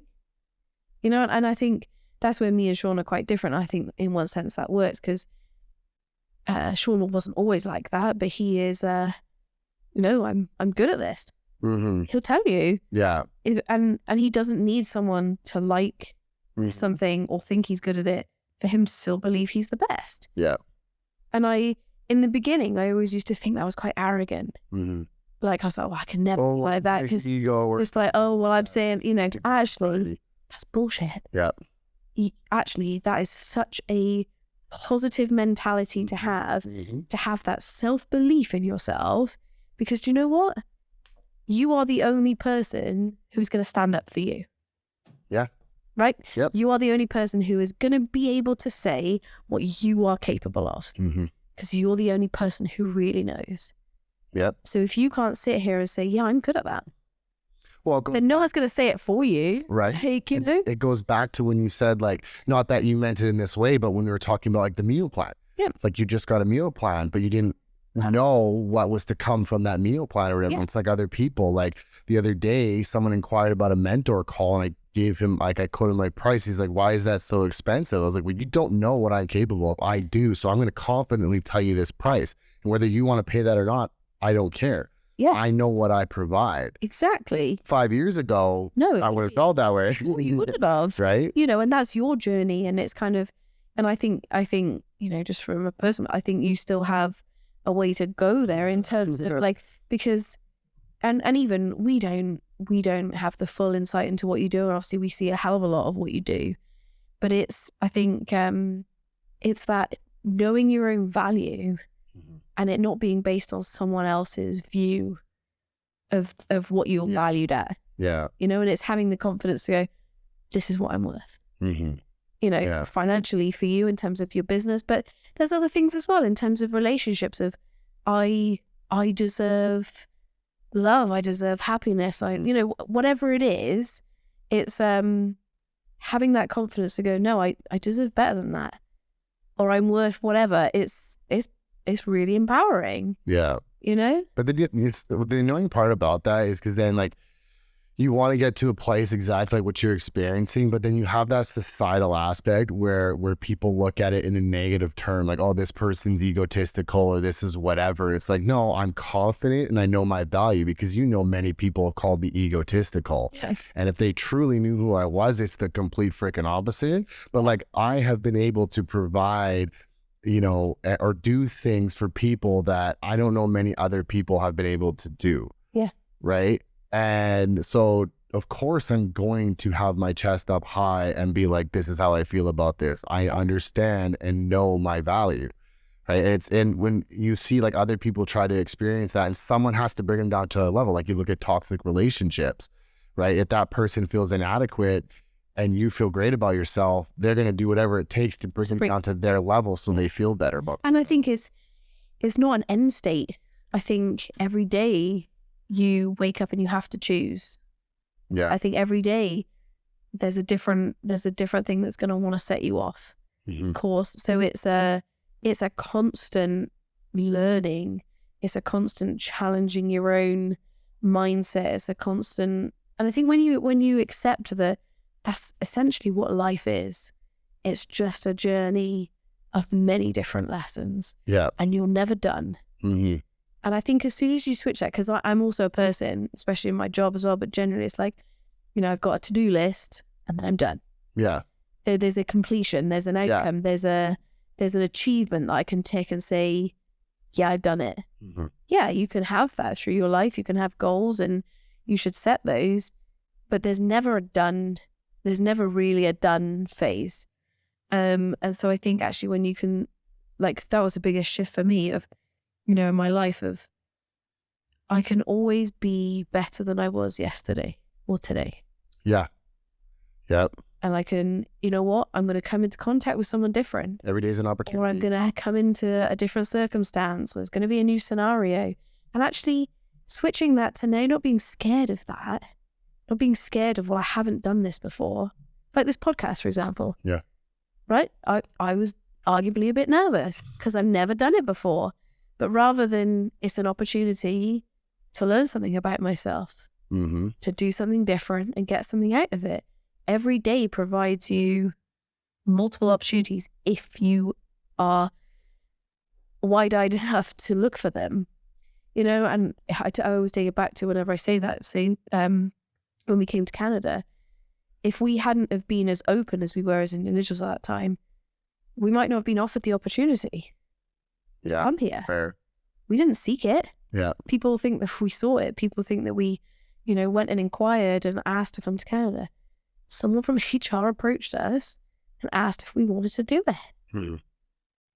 Like, so there's opportunities that you won't expect at every corner, as long as you allow yourself to be open enough to see them as opportunities and not, that's still a work in progress for me of, coming over things that you haven't done before and not seeing it as something absolutely terrifying that I want to avoid at all costs. It's, okay, well, what could I learn? And you know what? The biggest thing for me is I never wanted to do anything wrong. And this is partly why I think I always struggle sometimes with like the meal plan and the training. I always felt like I had to do it perfect, or I had to be right, and I couldn't embrace new stuff and be really bad at it. I don't like to be bad at things. Yeah. No, I don't think anyone likes to be bad at things. But there's a recognition of, well, everyone starts somewhere. And you know what? You can make mistakes, if you want to call them mistakes, or you can have an opportunity to go, okay, I can do better next time. Yeah. doesn't say anything about your character. That doesn't mean you're any worse of a person because, you know, you skiing or snowboarding, never done it. There's a part of me that terrifies me, but there's a part of me that the reason probably holds me back is because I think I'm going to be crap at it. And I don't want to be crap at it. Yeah, but everybody is. Everyone is. Yeah, but unless you're a child, because you got like low center of gravity. But you know what I mean? It's like, but there's this pressure that I put on myself that the first time I do something, I've got to be better than average. And you go, but why? Yeah. Who cares? Mm-hmm. And also, if there's things that genuinely want to do in life, then stopping yourself doing them because you don't think you're going to be good at them, only you lose out from doing that. Well, taking context, yeah, right. When taking like, context of like snowboarding, never mind the actual act of snowboarding. It's like that experience in itself. You're getting out to the mountains. You're seeing things you've never seen before. You know, you got that fresh air. As you talk about meeting people, like, and just, it's so much more than just strapping into a board and going down a hill. Like I tell people, snowboarding played a huge role in saving my life. Yeah, exactly. Like it's an unbelievable experience if you treat it as such. Yeah. But if you go in there and you're thinking, yeah, like, oh, I might suck, or the snow conditions are crap and everything, then yeah, that's all it's going to be to you. Yeah. But if you go there with just this open mind and this willingness to like experience everything around you and take it all in, like even on the worst days, you can still have a great day. Yeah, exactly. And I think, you know, and come back again, but it's kind of that Malachy is quite like me and he's quite risk averse. Mm-hmm. So he doesn't really want to try new things and he doesn't, and I think it's it's hard seeing yourself reflected in someone else. Yeah. It really shines a freaking light on like, oh yeah, he's actually really like me and that's what, you know, and to the point where my mom was laughing the other day, we were went to Telus Park and it was dark. And I never liked the dark as a kid. I still don't like the dark. And my mum laughed because she said, when we took you to Disneyland, she said, we used to have to walk you backwards into the ride because it was dark. And we'd be like, it's okay, Sarah, you'll be okay. Because I would be like, I'm not going in, it's dark. I don't want to do that. Even though I loved the ride when I got on it, I think. Maybe not. but she'd be like, we'd walk you in backwards. We had to distract you to do something that we thought you were going to enjoy. Yeah. Because this fear of, and Malachy was the same. We went into somewhere and it was dark. I don't like it, it's dark. And then when we finally got him in there and he sat and watched this thing, he was like, oh yeah, this is, you know, he didn't want to stay there too long, but he did it. And so you kind of, when you see yourself in your child, it makes you go, okay, actually, what example am I setting? Is there still stuff I do today that he's picking up on and that maybe he won't do certain things? Or same with Molly, you know, that actually is because I'm setting that example. That's like my mother. My mother would get all mad and she'd be like, you're just like your father. I'm like, that is an exact trait of you. That is you. You just don't want to admit it and you're blaming it on dad. It's not always nice to see your worst traits. And I will say that because people are quite quick to point out, like, it's not necessarily the good stuff that people point out. It's all the shit stuff. It's like, oh, when he's quite bossy, like, Sean goes, yeah, that's you.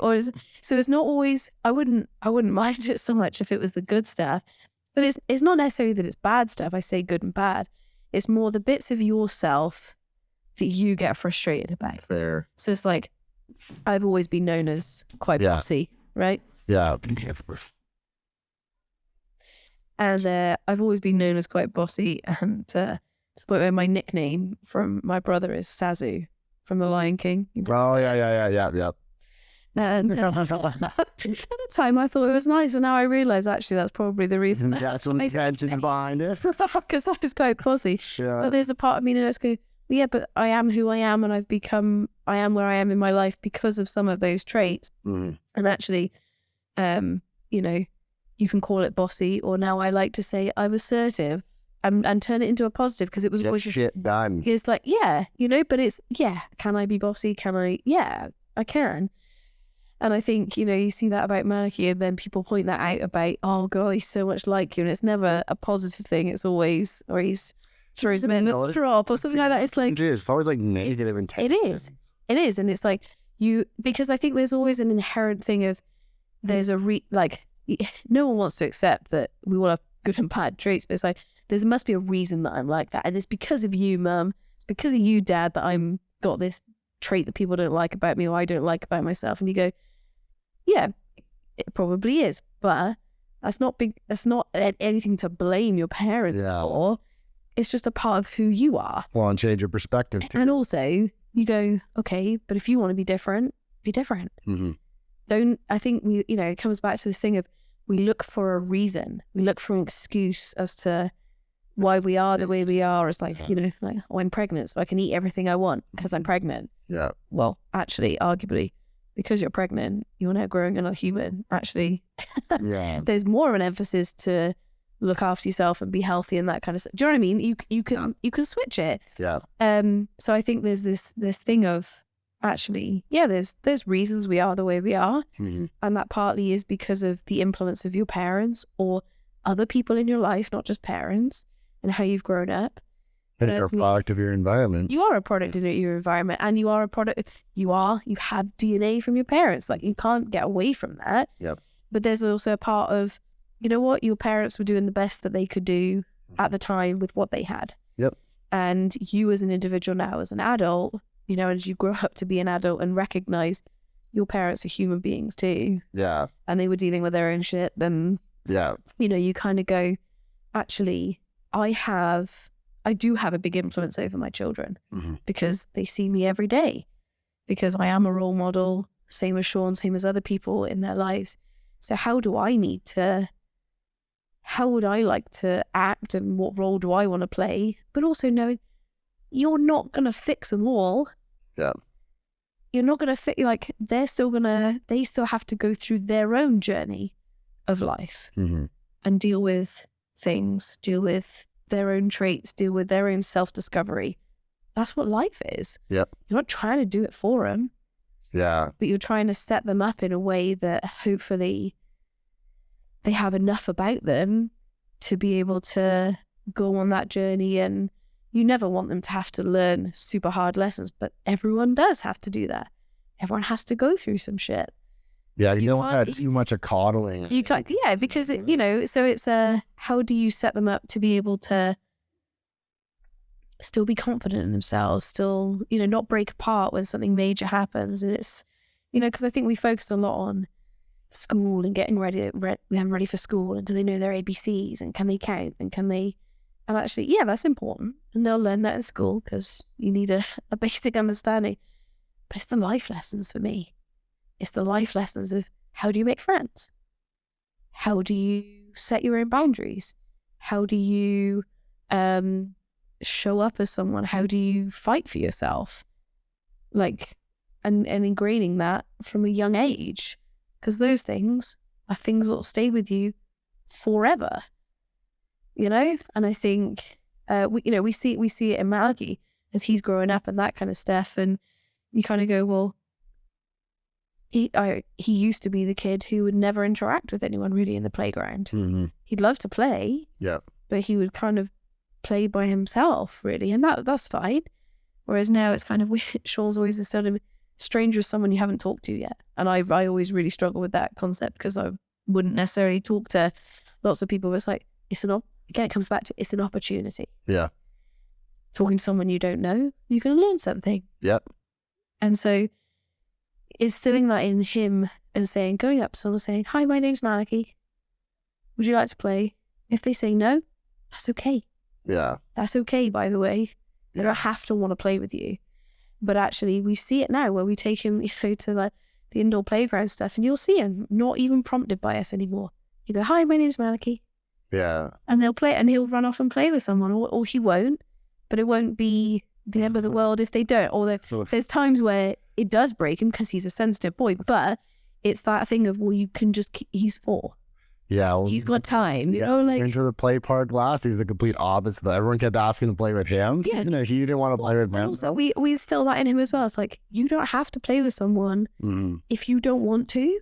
Yeah, because that's a boundary too, right? Because otherwise, I think that comes from me as well. just because someone wants you to be something or do something doesn't mean you have to. Yeah. Because actually, if you haven't got time or that's not what you want to do, yeah, there's some give and take and there's compromise, and you learn that as you get older and that kind of stuff. But you don't have to default to yes. Yeah. You don't have to default to yes. Yeah. Well, that was a massive lesson for me. As that situation with Malachy, like as an adult though, you almost feel awkward because the other kids are like following you around and everything. I'm like, Malachy, can you just a little bit? He's like, I guess. And then he would like accept it, and then next thing you know, they're laughing and playing and everything. And he enjoys it. So yeah, it's kind of, but it's that boundary of it's okay to have boundaries. Yeah. It's okay to do that. And I think, yeah, he's 4 and he's going to go one extreme and he's going to go the other and he's going to learn lessons. But I think that's fundamental skills, so yeah. Do you find like, because didn't he recently, or maybe I'm thinking before, because he doesn't get in trouble in daycare often, does he? I think that he does a little bit. But we've also said, what happens in daycare stays in daycare. Okay, that's right. Because we kind of go, well, if you've been told, like, and I say that, we say that in daycare, but say he was with you, right? And something happened and you had to tell him off, you had to discipline him. We're not going to retell him off for the same thing, right? Because I believe that you deal with it in the moment. It happened. You have the conversation, you have the outcome, and you let it go and you move on. I don't things shouldn't linger on where he becomes scared to come home and tell us what happened, because he's going to get retold off again. You know what I mean? Because what I also don't want is for him to be, and I'm referring to Malachy, but I kind of mean this for Molly as well, but I would like him to feel like he can tell us as much as he wants to tell us, right? Without fear of, sometimes there's going to be repercussions and consequences because that's life, but without the fear of he's instantly going to get told off again and the consequence could be bigger or whatever. So we always say, your teachers are there in daycare, and yeah, they're not there to discipline you and teach you all of life lessons. But if something happens in that moment, we're not there. Yeah. So we get some information from you, or we might get some information from a teacher, but we weren't there in the moment to deal with it. So I don't think there's any point in him being retold off if they've dealt with it in whatever situation it is. I want to say and you've always moved on, I want to say maybe not quite the same with being retold off, but okay, I'll give you an example. Like, adults are so bad for this. It's kind of along the same concept. Like, when you messed up, you messed up, right? And so, like, this might be a poor example. It's just come to mind. Like, when we were in Edmonton, whenever that was, and we were in a rental vehicle, and I thought I was doing the speed limit. Like, I will literally, give me a Bible, I'll swear on oath. I'm just taking this up to the story. I thought I was doing the speed limit, and I got a photo radar ticket. Right. And my friend, because it was her rental, would not, it was like, ooh, you're going to pay for that, and just kept going and going and going. And I'm like, I know, right? I ran it, I saw the flash, and it's like, I don't understand.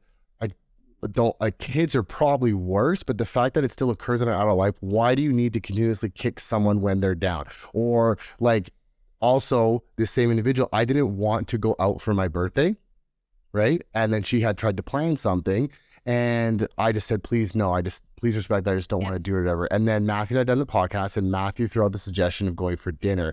And I kind of was just like, that moment in time, when she had said she planned everything, she even contacted Sean and such.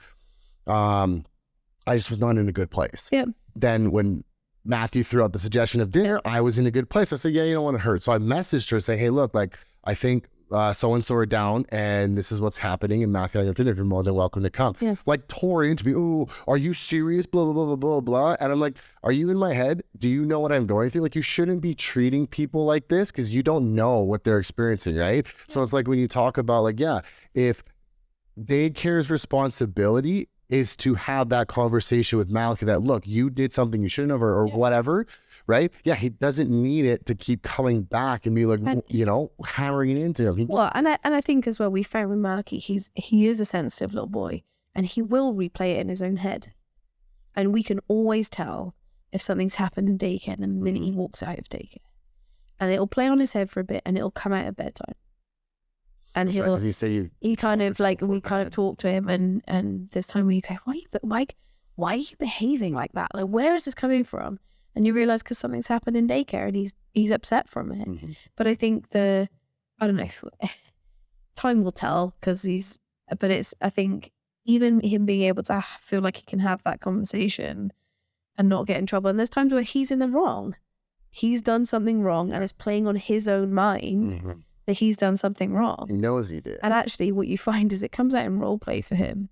So like he got told off the other day and then yesterday he was telling his toy dragon off. So really? Spiral one?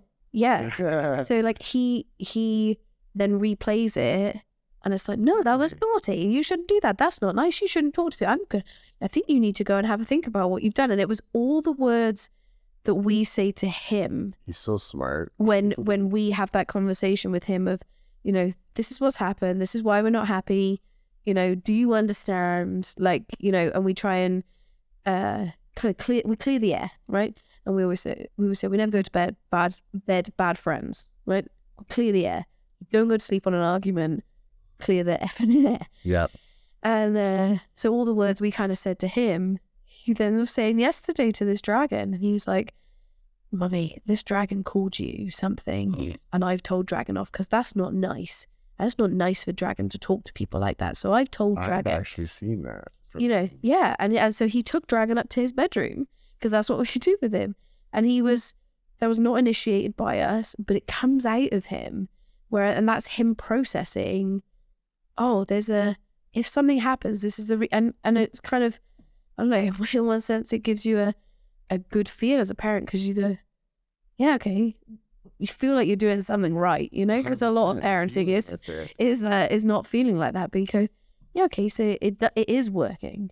He is understanding, you know, so yeah, it's.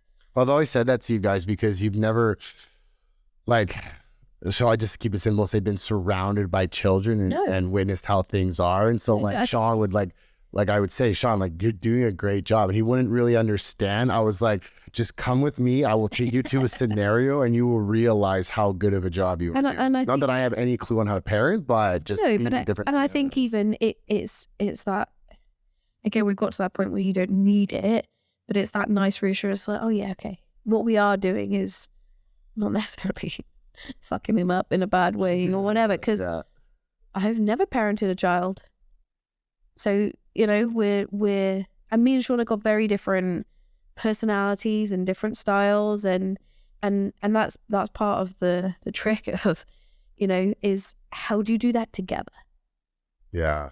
How do you merge those things together where, you know what, there's things I want to teach him and there's things Sean's want to teach him, and they're different. Mm-hmm. You know, and as well, I think there's a male-female aspect in there and that kind of stuff, but also how do you do that without them being contradictory to one another? Yeah. And, you know, one of the things we said very early on was he will never play us off against each other. Mm-hmm. So if one of us says something, the other, regardless of whether you agree or not, you follow through. Mm-hmm. And then, like, there's been times where I've done it and times where Sean's done it, and we privately have the conversation after, and I go, well, I thought that was a bit harsh, or I wouldn't have done it that way. And so we agree then. So for next time, you're kind of constantly learning together about how you both feel comfortable. And it's not about us all feeling comfortable all the time, but it's that actually that awareness and those conversations of this is what we want to do, and these are the lessons, and, you know, this is how we best do it at this moment in time. Yeah. So, you know, because Malachy tries it because he's a kid and he's supposed to push boundaries, and we all do.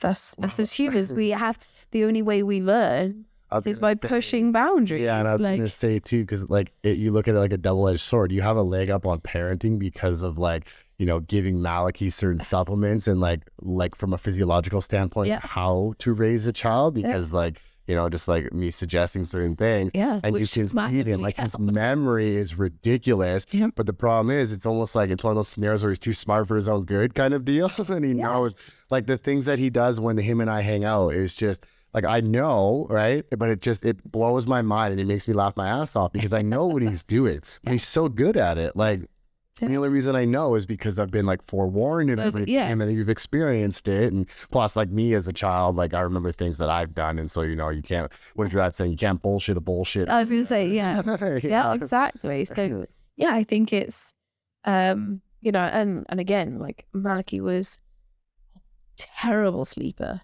had real problems sleeping. And, I remember us coming to you and going, like, help us. Like, we're at a loose end here and we don't know what to do. And it was like, the introduction of magnesium and theanine, like, transformed our lives with him, but we still use it today.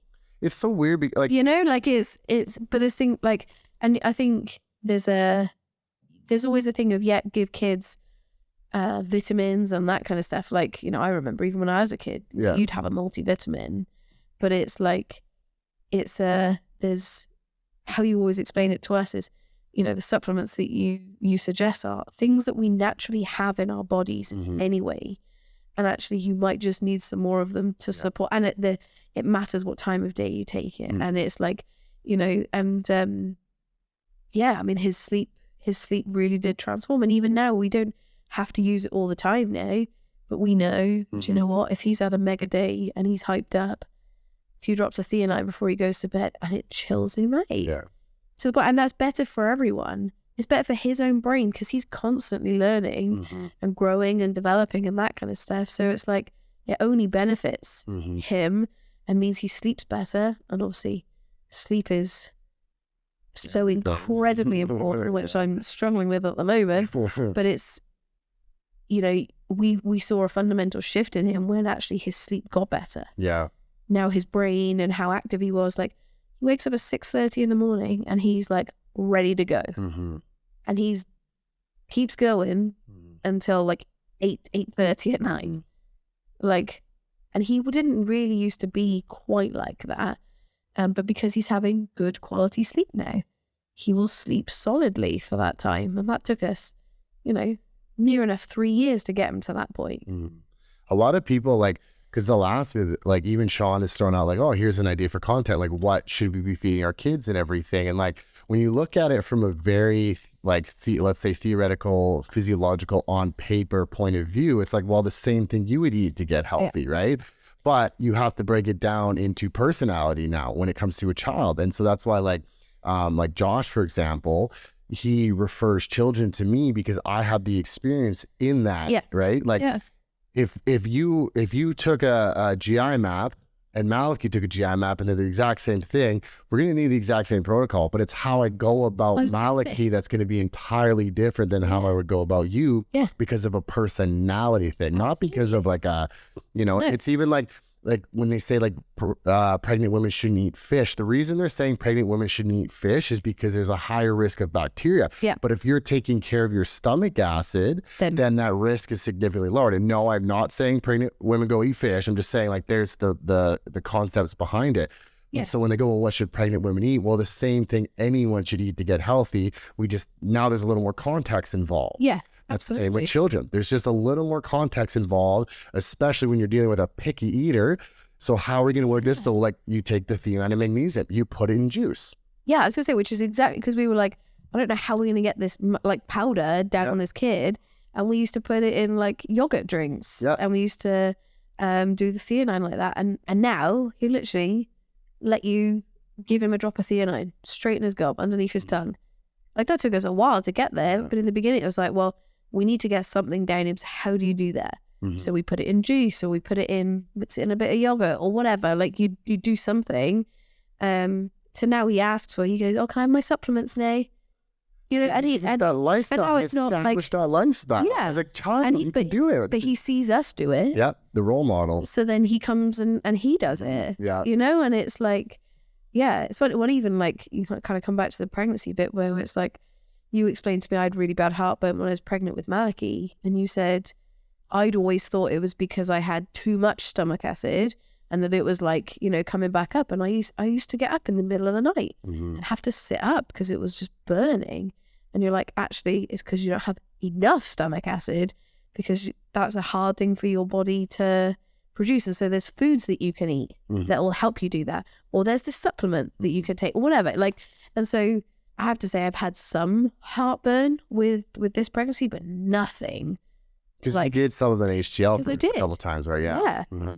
You know, and I know I can feel when it starts to come on, I'll take it. Yeah. So for those that like, because people are probably gonna like wonder and everything, like do a little bit of quick nerd out session. Like you probably heard this 1,000 times. You have your esophageal valve, which is both pH and pressure sensitive. So if you do not have enough stomach acid, so you're getting to more base environment, that valve isn't going to sense that pH and it's going to open up.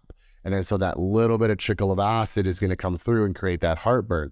But what also happens with inadequate amounts of stomach acid is you now have to churn your food within your stomach, which places pressure on the esophageal valve, and that causes it to open as well. And that's one of the most common form of heartburn. So that's why people who use like antacids or proton pump inhibitors, they're actually exacerbating the situation. And now you're getting even poor digestion and nutrient malabsorption and so on and so forth.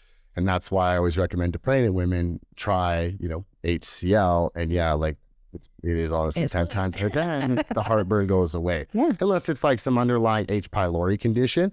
But yeah, a lot of us know, like you'll have women with autoimmune diseases who get pregnant, and during that pregnancy, the autoimmune disease goes away, right? And we like kind of spoke about that. Remember when I nerded out why, you know, you stayed sick for so long or whatever, because your hormones from pregnancy are actually suppressing the immune system with where they're at. And so this is why, like, someone with an autoimmune disease, a woman who gets pregnant, can actually not have that autoimmune during the pregnancy because it's suppressing.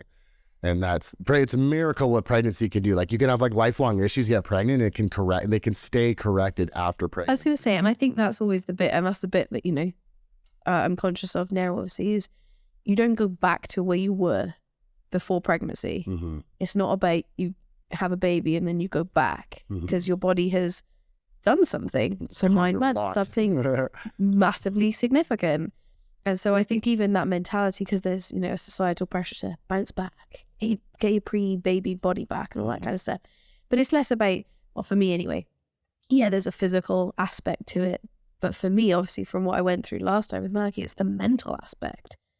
It's the hormonal bit. It's the, actually, how do you feel like yourself again? And recognizing that it's not about going backwards. It's about meeting yourself where you are now. And how do you move forward from there? Yeah. You know what I mean? Like, and I think that's a different, well, it feels for me anyway, different mentality this time. And something that I'm conscious of, well, yeah, okay, I'm not going to, is eating the right foods, I say the right foods, going to be easy? No, because you have a newborn child. Yep. But, you know, if you're trying to breastfeed or whatever you're trying to do, trying to look after yourself, how do you do that, and how do you try and make look after yourself as best as possible, you know, in that new environment that you're now in, recognizing what your body has just done. Well, that's exactly grown an entire human being. Yeah, right? Who was wriggling around like well, that's exactly too. You say new environment. This kind of goes to where people like, oh, when I did this before, I lost weight or I felt this way. And it's like, well, your body is forever adapting, including in the topic of pregnancy. Yeah. So like, it's not always going to be the same coming out of it. No. So it could be nor should you necessarily expect it to be. Exactly. You know, because now you've gone from obviously a 4-year-old to now someone who needs me much more than my 4-year-old is going to need me. And that's very different. Even like, regardless of my physiological and hormonal things and all that kind of stuff that's going on, there is now your environment has shifted to now 24 hours a day, 7 days a week.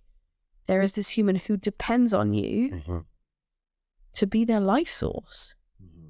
You know, and I had this conversation the other day, I think it was with my mum. It's like, I feel less pressure being pregnant because my body is doing it. I don't have to think about it. My body is nurturing this baby without me doing really anything. in reality, I'm still kind of carrying on with everyday life. But when she comes out the other side, now I have to consciously do things to keep her alive and to feed her and to change her and to allow her to grow. Now it's not just the thing my body is going to do for me. Yeah. In the miracle of what my body is doing, it's now a conscious thing, and there's this huge pressure, you know? So actually, I think there's even more pressure to make sure I'm looking after myself. It feels like more in that situation because it feels like there's more demand on me. Okay. You know? Yeah. And I think I've been quite mindful of that because I think going from 0 to one kids anyway is a, you know, you go from I have to care about myself to now your time is never your own. Whereas now you're kind of used to that. Yeah. But now, you know, Malachy's 4.5. Like I haven't done this for 4.5 years. So, you know, Molly's going to be 100% dependent on me and Sean. And in the beginning, more me than Sean, just because she's been attached to me for 9 months. Yeah. And I am going to supply food for her for as long as I'm able to and whatever. But it's like, that's a shift, you know? And so mentally being able to prepare yourself as best you can for that, but as well, focusing now not just on what do I need to do for her, or what do I need to do for me that allows me to do that for her. Yeah. Which was never my thought process before. Well, and Malachy was a rough birth, wasn't he? It was, to be honest, the whole environment and the whole lead up to him being born and all that kind of stuff, like, it's no wonder that I suffered mentally, to be honest. You know, we'd moved back from Canada to the UK when I was 6 months pregnant. We tried to buy a house. We got the keys to the house on the Friday, no furniture. And then I had him the following Thursday. And we moved into the house the day I came out of hospital within about 36 hours after having a C-section. Because he was going to be vaginal, but there was complications, right? Well, so I got induced. So he was 2 weeks late. Okay. And so I was obviously very uncomfortable. And so obviously at that point, they don't want you to go further than that. So I was induced quite like, you know, at that time I was quite relaxed. I was like, yeah, whatever needs to be done. So I had various induction methods, like pessaries, like a sweep or whatever. And to the point where then my waters broke. But they sent me home and said, okay, come back in the next day. And then you'll have him that day, basically, because you've really got about 24 hours or so after your waters break. Otherwise, you know, risk of infection and that kind of stuff. Fine.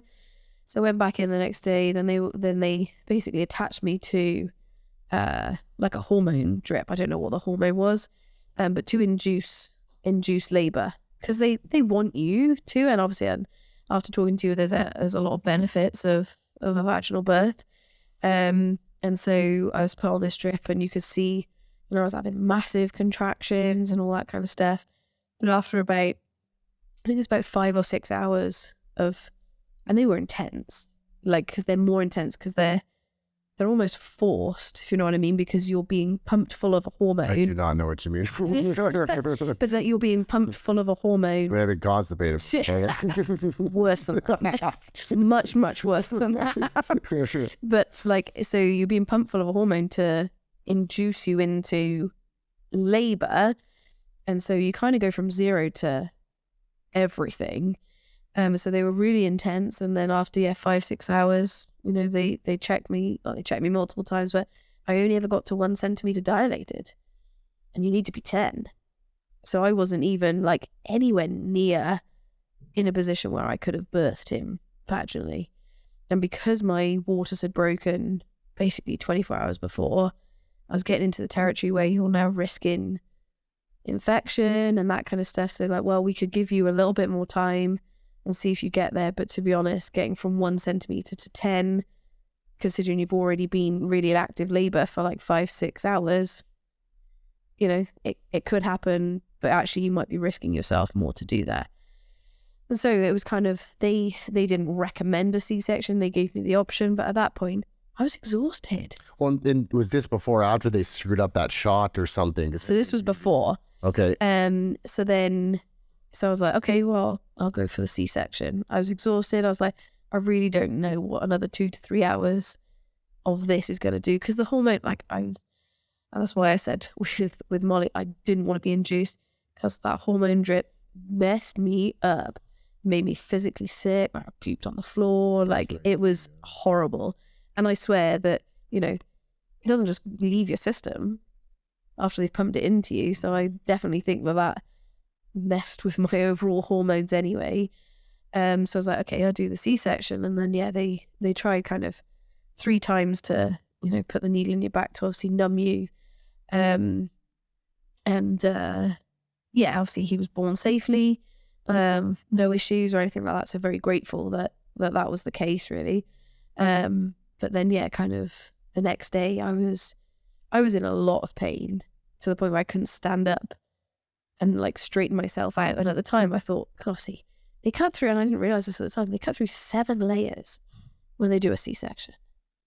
It's a major operation. Mm-hmm. And then Sean couldn't stay in the hospital overnight, so it was you're trying to do everything closer. Or is that general? No, I think it varies hospital to hospital, country to country, that kind of thing. But there was kind of this insane pressure. And I was like, I didn't sleep, so I hadn't slept for a long time. It felt like, when you're trying to breastfeed and they come and they kind of, it feels like they're manhandling you to help you. And it's you go from, I've never been in hospital really in my entire life, to now I've just had a major operation, and your most private areas, people are poking around. You know what I mean? And so dead now. You get the idea. But it's then the next day they came around, they said, do you want to go home? I said, yeah. And was I in a position to go home? Absolutely not. Mm-hmm. Should I have left the hospital? Your back was super bruised or something from... Yeah, and it wasn't until we got home, and I think, Sean, I think, had helped me shower, that he saw this, ginormous bruise in the middle of my back. He's like, well, that'll be why you can't stand up straight. And so, but I think there was a number of other things in terms of the environment, in that, in the house, we lived on a 3-story house, and our bedroom was right at the top of the house. So after a C-section, stairs are more challenging. You're going up now multiple flights of stairs to get to the, get to your bedroom. We didn't have a sofa, or anywhere to sit in our living room, because we'd literally just got the keys less than a week before. So there was a lot of, we were coming into a stressful environment. Well, you didn't go right home after the hospital, or was... We went to see Sean's parents, and then went home, but it was miserable. But it was a 45-minute drive, which it would have been from the hospital anyway, because Sean's parents lived 5 minutes from the hospital. Yeah, okay. And I cried the entire way home. I felt like I was being split in half, because every bump literally was just piercing through me, just because and to be fair, he drove so slowly, he drove so carefully, but I was absolutely in agony. So yeah, it wasn't the smoothest or nicest experience with the birth anyway, but like I said, very fortunate that Malachy was a very well baby. We didn't have complications with him or anything like that, so from that perspective. But my mental health definitely, it didn't start in the best possible way for me.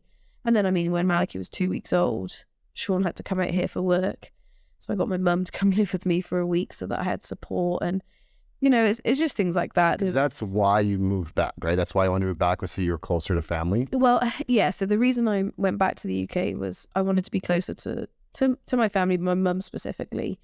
We never thought that we were going to get pregnant, so it felt very strange for me to feel like I was going to bring, her grandchild into the world and her not be there. And I had gone back to the UK in the January, so I fell pregnant in the November. He was due in the July even. I'd gone back on a work trip in the January and came back, and Sean was like, what's wrong? And I burst into tears. He was like, we can't stay here, can we? I said, no, I can't stay here. And he's like, at that point, we knew we were going back to the UK. And at the time, I don't regret the decision, because it was the right thing to do at the time. And there's no guarantees that I wouldn't have had similar mental health issues or struggles or whatever had Malachy have been born here.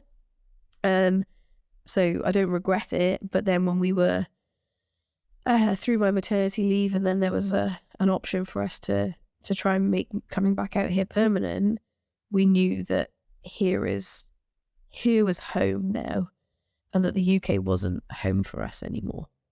And so as much as that was a difficult decision, because obviously Malachy was only 6 months old, we knew it was the right one for us to make. And again, we got asked a question this time of, are we going back to the UK? And I said, no, this is where our lives are.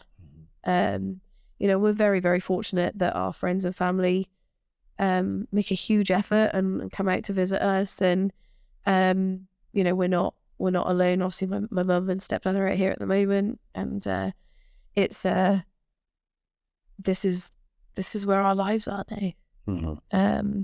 So I'm optimistic that this time around will be different, and it will be different, because we have a house, because we have our life set up, because we have a routine, because we already have much more than we had in the UK. But am I going into this thinking that there aren't going to be struggles, or that I might not struggle again? No, because I'm not. It can happen to anyone. And I think that was the hardest bit. I'd never been someone who really had struggled with their mental health before. And so I was one of those people who was like, can't happen to me. It won't happen to me. So when it did, I think it took me a while to accept that it was happening to me, or that something was happening and this wasn't really normal, or that I wasn't supposed to consistently feel like that. So this time I'm going into it going, well, I know what my triggers were for last time. I know what my triggers still are, because I don't think it ever goes away. Yeah. And so I kind of going into this one going, okay, I know that. And I also have tried to learn to ask for help more and not take on the burden solely. And that was a lot of, it was very overwhelming. So actually, have grown as an individual from that perspective. So yeah, but could it be bad? Could it be worse? Anything could happen. But knowing that I can verbalize things more a lot now than I probably could when Malachy was born, and that I have support there and no judgment and all that kind of stuff, it makes a big difference. So yeah, I kind of go into this, what will be next week and that kind of stuff, with I feel like a stronger head on my shoulders. Maybe not quite so naive. Maybe that's the wrong word, but we also have experience now. I was going to say, and it's also a second one, so you kind of, every child is different, and so I can't expect that what I did with Malachy is going to work. But there's a recognition that foundation, you've been through this experience once to know there's highs and lows, that kind of stuff, and so yeah, I just we will make our way through it, and me and Sean are a team. Well, and the biggest thing with you two is definitely the help aspect, because like when Sean and I will be talking or whatever, and like when he talks, like when Molly comes around, he's like, I'm going to need your help, and I'm like, I know, but he makes it out to be such a big deal, and I don't, for us to say that, yeah, right. Like, and we never expect it. Like we are those people where we never expect people just. I was having this conversation with Mum. We don't expect people to come and save us, right? So we don't expect people to see us struggling and to step in, because that's not who we are. But it also takes a lot for us to say we need help, and sometimes does it take us too long to do that?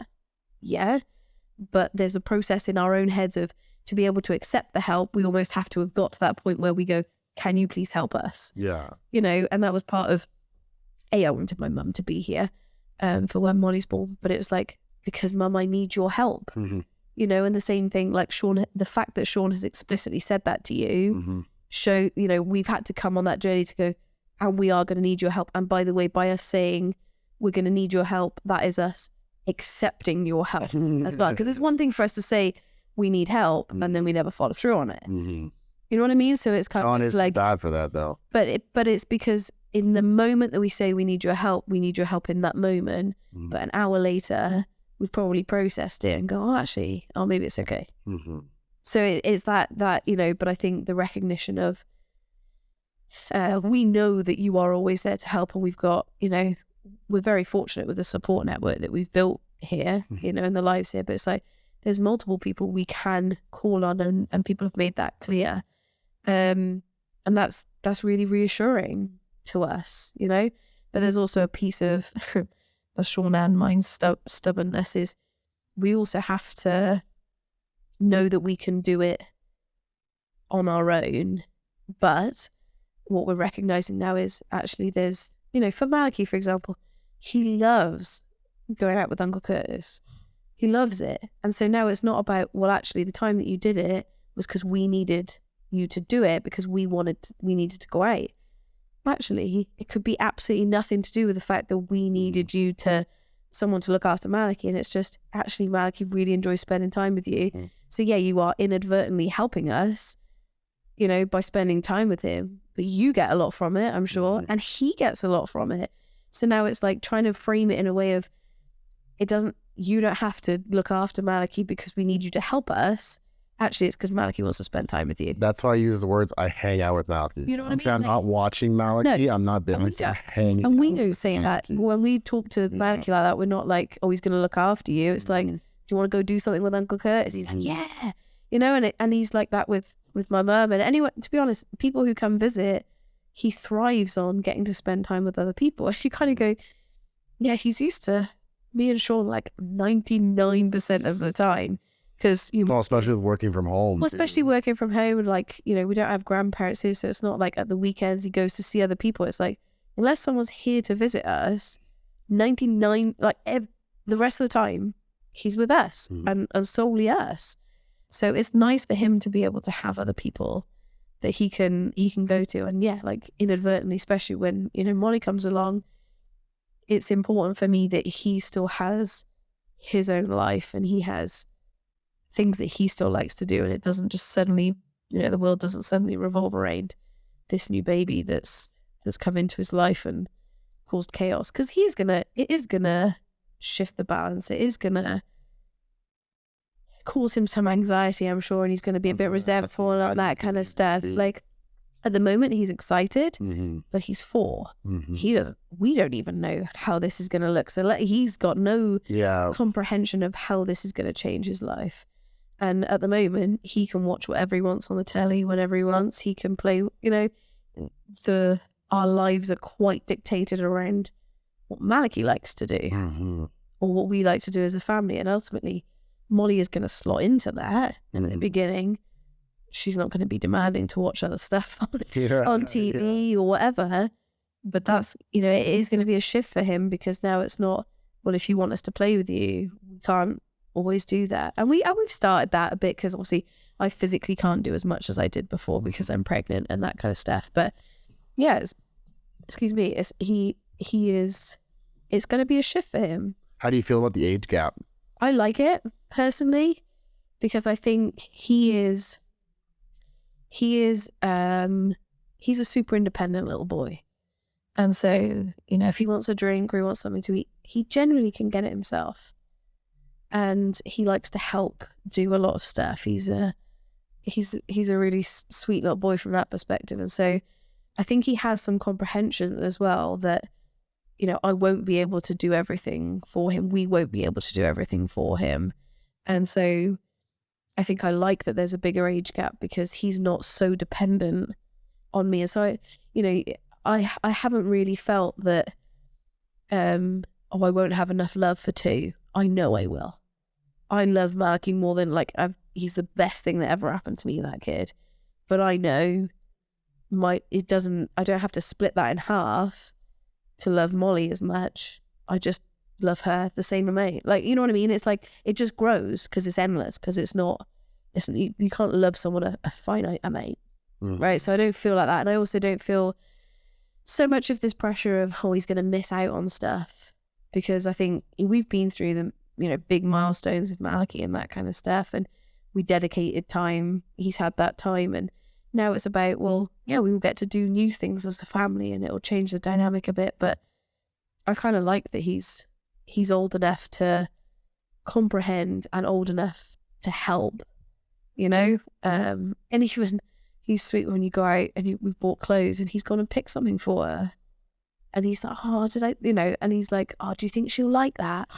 And he's really sweet. He's a really sweet, caring little boy. And I think him being 4 means that he kind of understands that. And he knows how to be gentle, and he knows, like, you know, it's, I don't really have a massive concern about that, really. I quite like the age gap, to be honest. I like the idea of it. Like, you know, yeah. You're under his wing kind of idea. Well, and I think he, you know, I've got an older brother, and he's... Because you guys get along well, right? Yeah. And he's like nearly 3 years older than me. And he was always very protective of me. And I've always looked up to him. And so I like... yeah, I think maybe I'm relating to it from that perspective. Like, I really like that A, Malachy gets to be a big brother, but B, he gets to have a little sister. And being a little sister, I like that she's going to get to have a big brother. Because you're going to have to explain this to people, because Sean, my husband, and Sean, my sister. Yeah, she's younger than you, right? She is. She's 18 months younger than me. So we're pretty close in age, but we're also super, super close as siblings as well. So were you always? Yeah, we I mean, we've had our fights as young females do. But yeah, to be honest, we've always been a super tight family unit, and I've always loved having siblings, which is why when we kind of made the decision at the beginning of we don't want any more, and we were like, Malachy was a lot, and we were like, I don't think we can do it again.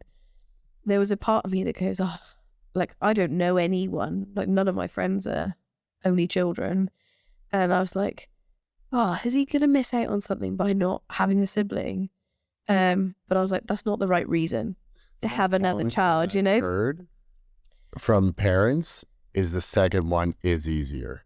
Yeah, and I think, you know, my mum jokes that my brother was still not sleeping through the night, and I came over, slept through the night they brought me home from hospital.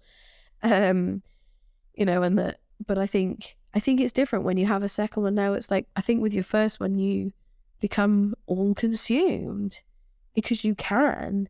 Whereas now with the second one, it's going to be like, well, I can't really become all consumed because I already have a 4.5-year-old and he still needs me and I still need to engage. Like, you can't be as consumed, I don't think. Well, I also feel like you might be like, maybe this isn't the right wording, but almost desensitized. So you hear about like where people talk about like favorites. It's like they're not favoring. It's just they're more desensitized at this point. Like Malachy has banged his knee how many times? So now when Molly bangs her knee, you've already been through it 1,000 times. It's not like you favored Malachy. You just it's not your first rodeo. Yeah, exactly. Right? Yeah. So I think, you know, I'm really glad that he's going to have a sibling because I love mine, and I think like my relationship with my brother and my sister has massively changed over the years, and the kind of roles that we play in each other's lives and that kind of stuff. But I think our relationships that we have now are stronger than they've ever been. You know, but that doesn't happen by accident. That doesn't happen just because we're siblings. You know, and especially, but my sibling dynamic is nothing like yours. You know, and I think because, and I also made a conscious choice of when we moved out here, it's like, you can't maintain all relationships. You just can't. There's not enough time in the... Yeah, and also there's relationships that you get something from, and there's relationships that actually you give so much to and get very little from. You know, and so I think actually being able to prioritize and recognize which ones are important and that you have to invest in them. You won't get anything out of a relationship if you're not prepared to give something into it.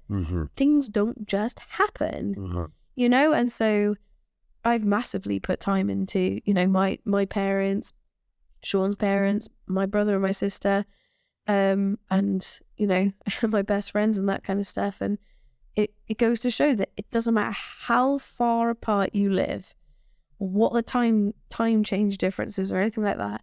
If you want there to be a strong relationship, there can be a strong relationship, you know. And it's like, the conversation, I kind of use my brother as an example. Like, you know, we used to not talk super frequently. I might see him once a year when I lived in the UK, just because he lived in London, I lived in Wales. We both lived busy lives. It just, you know, and not because I didn't want to, or not because he didn't want to. We just saw each other like once a year, whereas I would see my sister more often. But to the point where now, like, you know, him and his husband come out kind of once every 18 months out here. But the conversations that we're able to have now over text and over FaceTime is not conversations we had when I lived in the UK, when I could have gone to see him. So Funny how that works. Yeah. And I think part of it is because we had to make a fundamental shift of how do we maintain these relationships when we're so far away. And FaceTime, like, what we do without FaceTime, I don't know. But like, we FaceTime my mum and Sean's mum and dad, you know, every weekend or every other weekend. Like, we generally don't go. I think the longest we've been is like a month, and that felt like a very long time. But that's like, you know, and we'll talk for a couple of hours at a time, you know, and they get to see Malachy play and he'll interact with them. He fully knows who they are, you know, to the point where when my mum and Jerry came out in like 2021, they hadn't seen Malachy, obviously, because of the pandemic and stuff.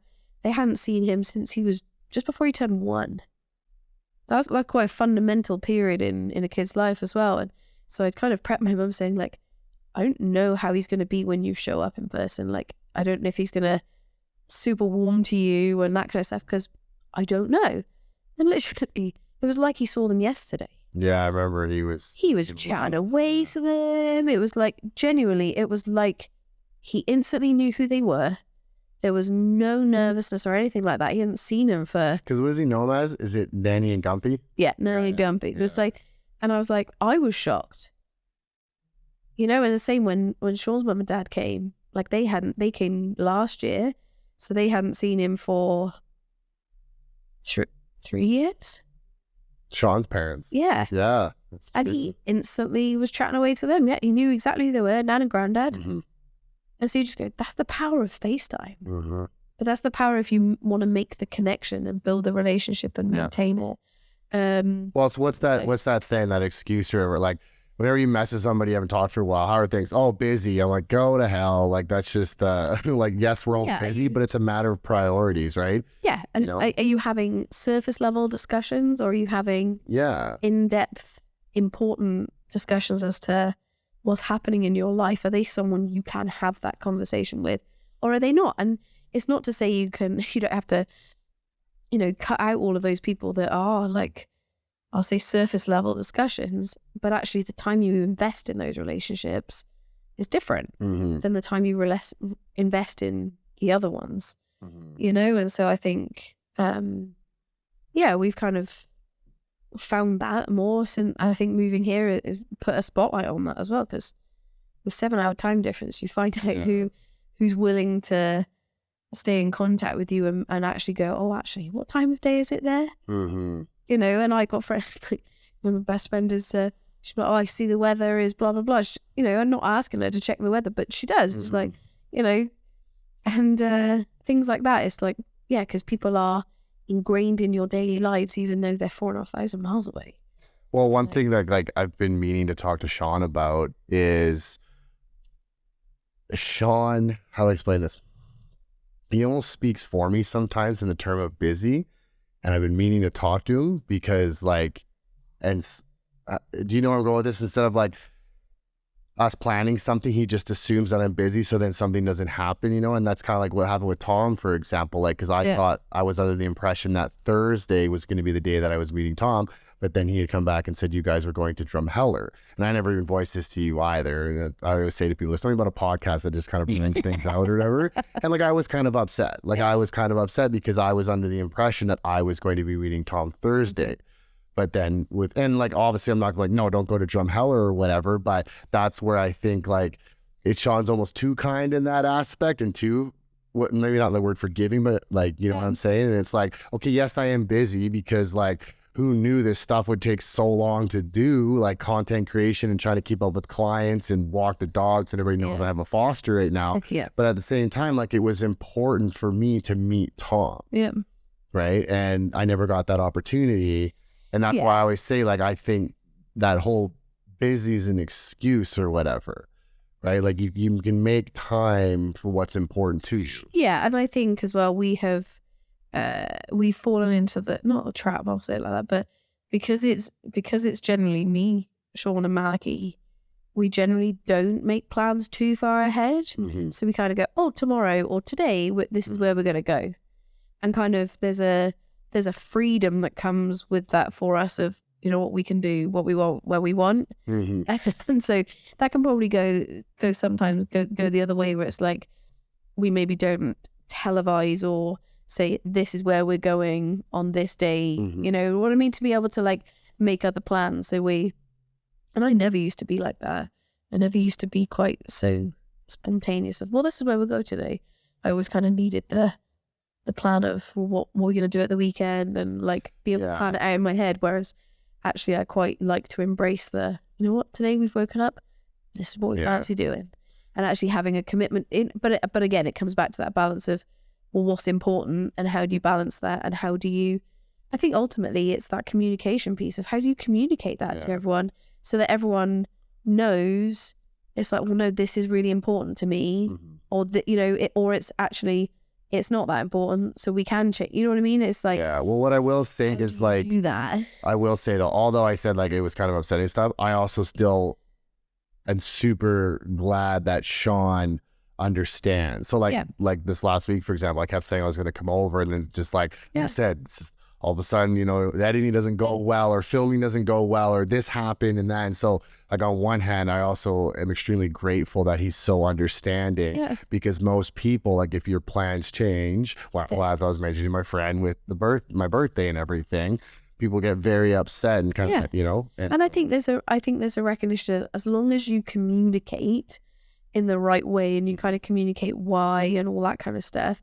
then I think there's but again, like we call you family, and you're kind of part of the fold. So it's kind of, we know we'll see you at some point, and you know there's a good reason that you're not doing that. So we don't need to question you. We don't need to, you know, there's a genuine reason why that happens. And same, we do it to you. Like, well, we can't, you know, we had to move this podcast because I wasn't well and all that kind of stuff. Or we can't train today. And literally on a whim, literally, like, we'll be like, we can't do it today. And you'd be like, yeah, okay, I understand. And it doesn't need to go any further, because we've built that relationship where it's now not us questioning, are you prioritizing me as a like, you know what I mean, as a friendship or whatever. It's nope, something's come up, we understand, we'll see you again. Like, you know what I mean? I think but that also doesn't happen without intention, without being able to be at that point and build that relationship with someone where it's I know.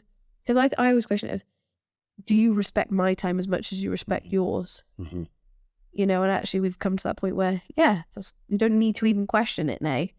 Whereas actually sometimes with other people, it's like, well, actually it is you're clearly not respecting my time as much as you're respecting your own, and that kind of stuff. And that's where sometimes the hurt comes in, isn't it? Because it's like, well, hang on, this was important to me, and it doesn't seem at all important to you. And maybe I rearrange stuff to make this happen, but now you're just disregarding it, and it's not important. Actually, but being able to have that conversation is important, isn't it? And having that base relationship where either you can have that conversation, or that those kind of things are already almost like predetermined, where you've already been through that once and now it's not a question. I also think too, like one of the reasons in like the example of Sean being so like understanding as well, because the harder I work, the busier I am, and the less he's going to support me. But there's a piece of we always want you to succeed, right? That's all we have ever wanted to see you do, because we know how hard you work, how capable you are. And so for us, if you are super busy, that's wicked.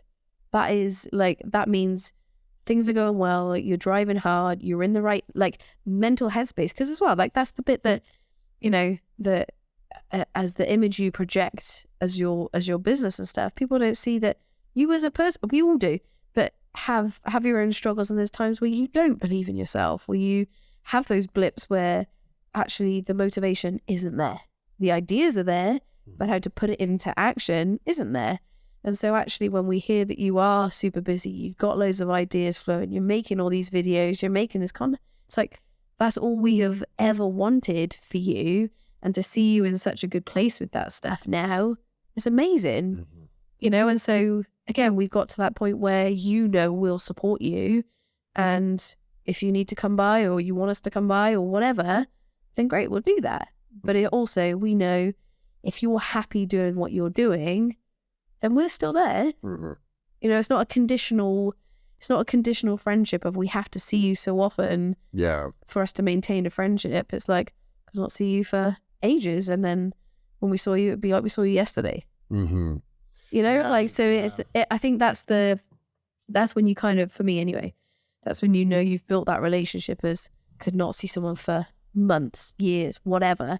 It was like Sean and Tom, to be fair, they haven't seen each other since 2019, and even then it wasn't like that was you know, not in the same way. And it was like they'd seen each other yesterday. They just, and that's the truth of it. It's kind of, actually, there's no putting on a front, there's no pretending to be someone else. It's like you kind of just slot into, here I am, this is who I am, and you accept me for who I am, and we have a great time together. And then you leave, and then, you know, that's a friendship.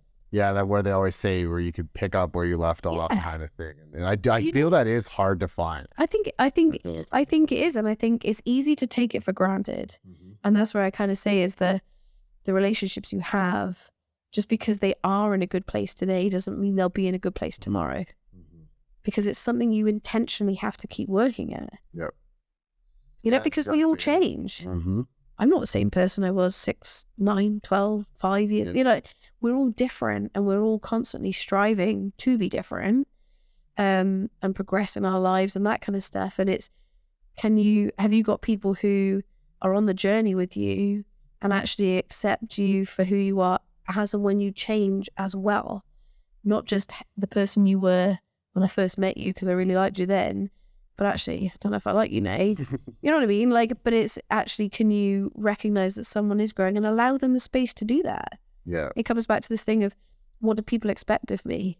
Well, the person I was 5 years ago, someone still expected me to be that, I'd be held back. Because I'm not the person I was 5 years ago, nor would I want to be the person I was 5 years ago in totality. Like, so accepting that you've got people on this journey of life with you who are accepting of you as you change and develop, that's huge. Well, I think too, remember how we were talking about, like, you know, Malachy will have some of your traits, but they'll like point that out in a negativity standpoint. It's the same with like friendships, or maybe because you might not even get to that point of a friendship, but it's like we're so focused on the negatives that we don't see what the positives could bring, right? And but on one hand, I'll say too, though, because like my friend Michael and I, like, I went through a period where I knew I wasn't in the right place to be accepting of his negative, we'll say, right? So I had to step away there because it was me, it wasn't him, right? But we're in such a society now where it's like, especially like in the dating world or whatever, where it's like the slightest thing, from the slightest inconvenience will trump all. I can imagine. Will trump all. You could bring so much to the table, whether in a relationship or a friendship or whichever, but the slightest inconvenience, it's no different than like with Lola right now, and like the barking stuff drives me up the freaking wall, but she's an absolute goddamn sweetheart. She's a beautiful girl. She's got such potential. But you get over-consumed by the negativity, because that is how we are hardwired. But I think as well that, you know, I won't get onto this topic because it's probably for another day, but, like, but we talk about stress, and actually it's like recognizing the things that drive stress on you, and then the impact that has. So like, I know, for example, my environment can cause me stress, or certain noises, or if there's too many noises, I'm quite auditory sensory, like it stresses me the hell out. So it's like, actually, if there's multiple conversations or there's music and you're trying to have a conversation, it stresses me out to the point where I feel like I can't function. And that so the negative, like, you know, people are still, and it comes back like with Lola, it's like the barking. it's like it stresses you out, which means then the work you're trying to do, it's the ripple effect of it. It's not necessarily the barking itself that is the is the breaker, but it's the ripple effect of what that causes for you. When we're at the dog that makes park, that the thing that you go, this is the thing that needs to stop. The dog park, and like I've met some people there, and like this one that I consistently see, and so her and I will make some laps or whatever, and her dog will also get involved with the brawl between Heidi, Peppa, and Lola and everything. I feel like I'm having 18 different conversations when I'm just talking to one person, but there's just so much going on. Yeah. So it's not even enjoyable. You come away from that, you're like, I actually went out there to like get some fresh air and to go for a walk and to kind of feel fresh. I'm like, I think I feel more stressed after that. After this. Actually, I might leave the dog. But it's recognizing that when you can become more self-aware and recognize those triggers in yourself. It's like we took Malachy on Sunday he's quite auditory as well, to like King Eddie for brunch, and they have like live music in there, like down by Studio Bell. Oh yes. So they have like children can go in there. They have live music on there on a Sunday where you go and eat brunch. Anyway, Malachy kind of got quite upset before we were going because it's going to be too loud. I don't want to go, it's too loud. So we took little headphones for him, and he sat with his headphones on for a bit, and it wasn't stupid loud, but it was loud enough where if you're trying to have a conversation or whatever, and there's music, like it can be overwhelming. And we've tried not to. You have to expose people. You're like, I'm saying for me, I have to expose myself to this situation. You can't avoid it. Yeah. But he sat there with his headphones on, did amazing, and then decided to take his headphones off. He was absolutely fine. And you think, like, actually, but the anxiety for him or the stress it was causing to think he was going to be in that situation could have led to, like, very different behavior. Mm-hmm. But it's like, I think it's recognizing that in yourself of what actually sets you off. And, it's kind of, it's funny how, like you say, with all the dating stuff, but everything, we hone in on, well, that's the problem, as opposed to, well, it's a problem because it causes this effect in me. It's how it makes you feel. And it's like, this makes me feel like this, rather than go, well, is there something that I could do on this end, as opposed to, because you can't always control the bad trait from someone else or the thing. Well, and don't they say like relationships, and I mean just like not just like boyfriend, girlfriend, and wife, but also friendships, it's about like compromisation. Yeah. Right? Because nobody's like, maybe there is people who are absolutely perfect out there for each other, but I mean, perfect can be extremely subjective. Well, you can have tons of flaws, but that person can still be perfect to you. Right? Well, and also, I think it's about at that moment in time, it comes back to we change all the time. And I think you can kind of get caught up, well, you're not the person I married. Well, no, I wouldn't want you to be. Yeah, fair. You want to keep growing. Because I don't want you to be the person you were 10 years ago. Mm-hmm. Because otherwise, what have we done? Like, life is all about learning and changing and all that kind of stuff. So I wouldn't want you to be that person, nor would I want you want me to be that person. Yeah, there's some core values and some morals and that kind of stuff of, we liked each other at that time because of X, Y, Z. But actually, we got married because we wanted to spend our lives together and continue to grow together. And I arguably, like, mushy as it is, but I say, like, I love Sean more now than I did the day I married him. Because we've grown together, because we've learned how to live life together, and we've gone through some hard shit together. Mm-hmm. And yet we're still here. I've said this to you before. I don't need Sean. Yeah. I choose to be with Sean. And so for me, that's the biggest compliment. Because now it's not about what you provide to me that I need, and therefore it's a need that I have to have that you're filling in my life. It's a choice I make every day. Yeah. And for me, that, like, I don't know, he says it the same back to me because I'm making. But it's like, you don't have it. But it's, for me, that's the biggest compliment. Mm-hmm. Because what happens if you don't need that anymore? Yeah. Or that need that person was fulfilling in your life, you've now filled with something else. And so, I don't know. I guess you could say, well, what if you decide you don't want that anymore? I choose not it's like, yeah, okay, there's always a risk of that. But for me, it feels like a need is to be satisfied. If you need something, you fulfill it, and then you don't need it anymore. As opposed to, it's like, I need food, so I eat food, and now I don't need food anymore for that moment. You know what I mean? Like it's, whereas, the choice of, no, I choose to wake up every day and I want to go through this crazy thing of life with you growing together. For me, anyway, that's kind of how we live our lives, and it's I don't know what more to say to that, but you know what I mean. It says, when you look at things like divorce, for example, when you look at the people who have split and it's gone well, it's not like a disaster. That's the choosing part. Yeah. Right. I didn't need you, but when you look at the people who split, it was a disaster. It's because there was like that need. But now there's a massive hole left because you filled something, or so I think that's the toxic relationships too. Like we'll keep it very generalized with when people say toxic relationship, that one individual will, whatever psychology term you want to use, gaslight, manipulate, whatever, they get thrown around way too much, but you need them. Yeah. Right? Because then that's how they keep you along, and then eventually you start believing that you need them. So finish off here. If you could do anything different about the way you raised Malachy, about your marriage with Sean, about your career as a project manager, about Kung Fu, would there be anything that you would do differently? Nope. Absolutely nothing, because I genuinely believe life is not about regrets. I think everything that has happened to me and everything that I've chosen to do and all the decisions that I've made have led me to this place that I am in my life now, the person that I am, the relationships that I have, and this desire to want to keep moving forward all the time.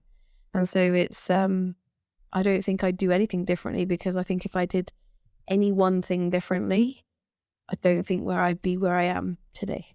So no, I hope to continue to live my life with that mentality, because I think it just means you never really feel like a failure, because there's always an opportunity to, you know what, wake up tomorrow and I can try again.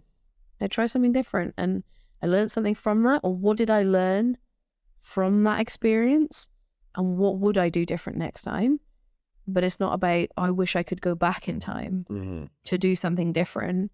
It's about, what did I learn from that experience, and how do I now use that to make my next experience even better?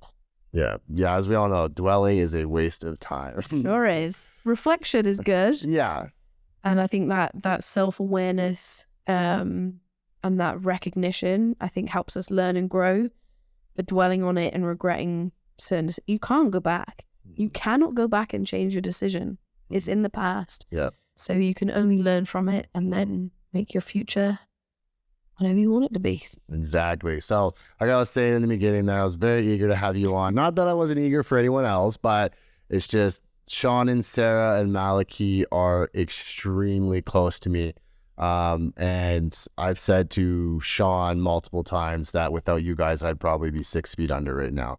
And so I call them my family. When I talk to people, it confuses people. Yeah. You're not British, but I say my family. Yeah. And because, although, you and I have never really had a tussle or anything, but although Sean and I have butt heads a lot or whatever, at the end of the day, you guys are still my family. Yeah. And like I said, I would not be, this is all that corny cliche everybody says, but it's totally truthful. Like I would not be even remotely where I am today. And we wouldn't be where we are without you either. And we genuinely mean it when we call you family. We don't say that lightly at all. Mm-hmm. To the point where Malachy's middle name is Curtis after you. That was how significant of a role you played. And even, we'd only known you 18 months really at that time. Mm-hmm. And part of that, we weren't even in the same country. Yeah.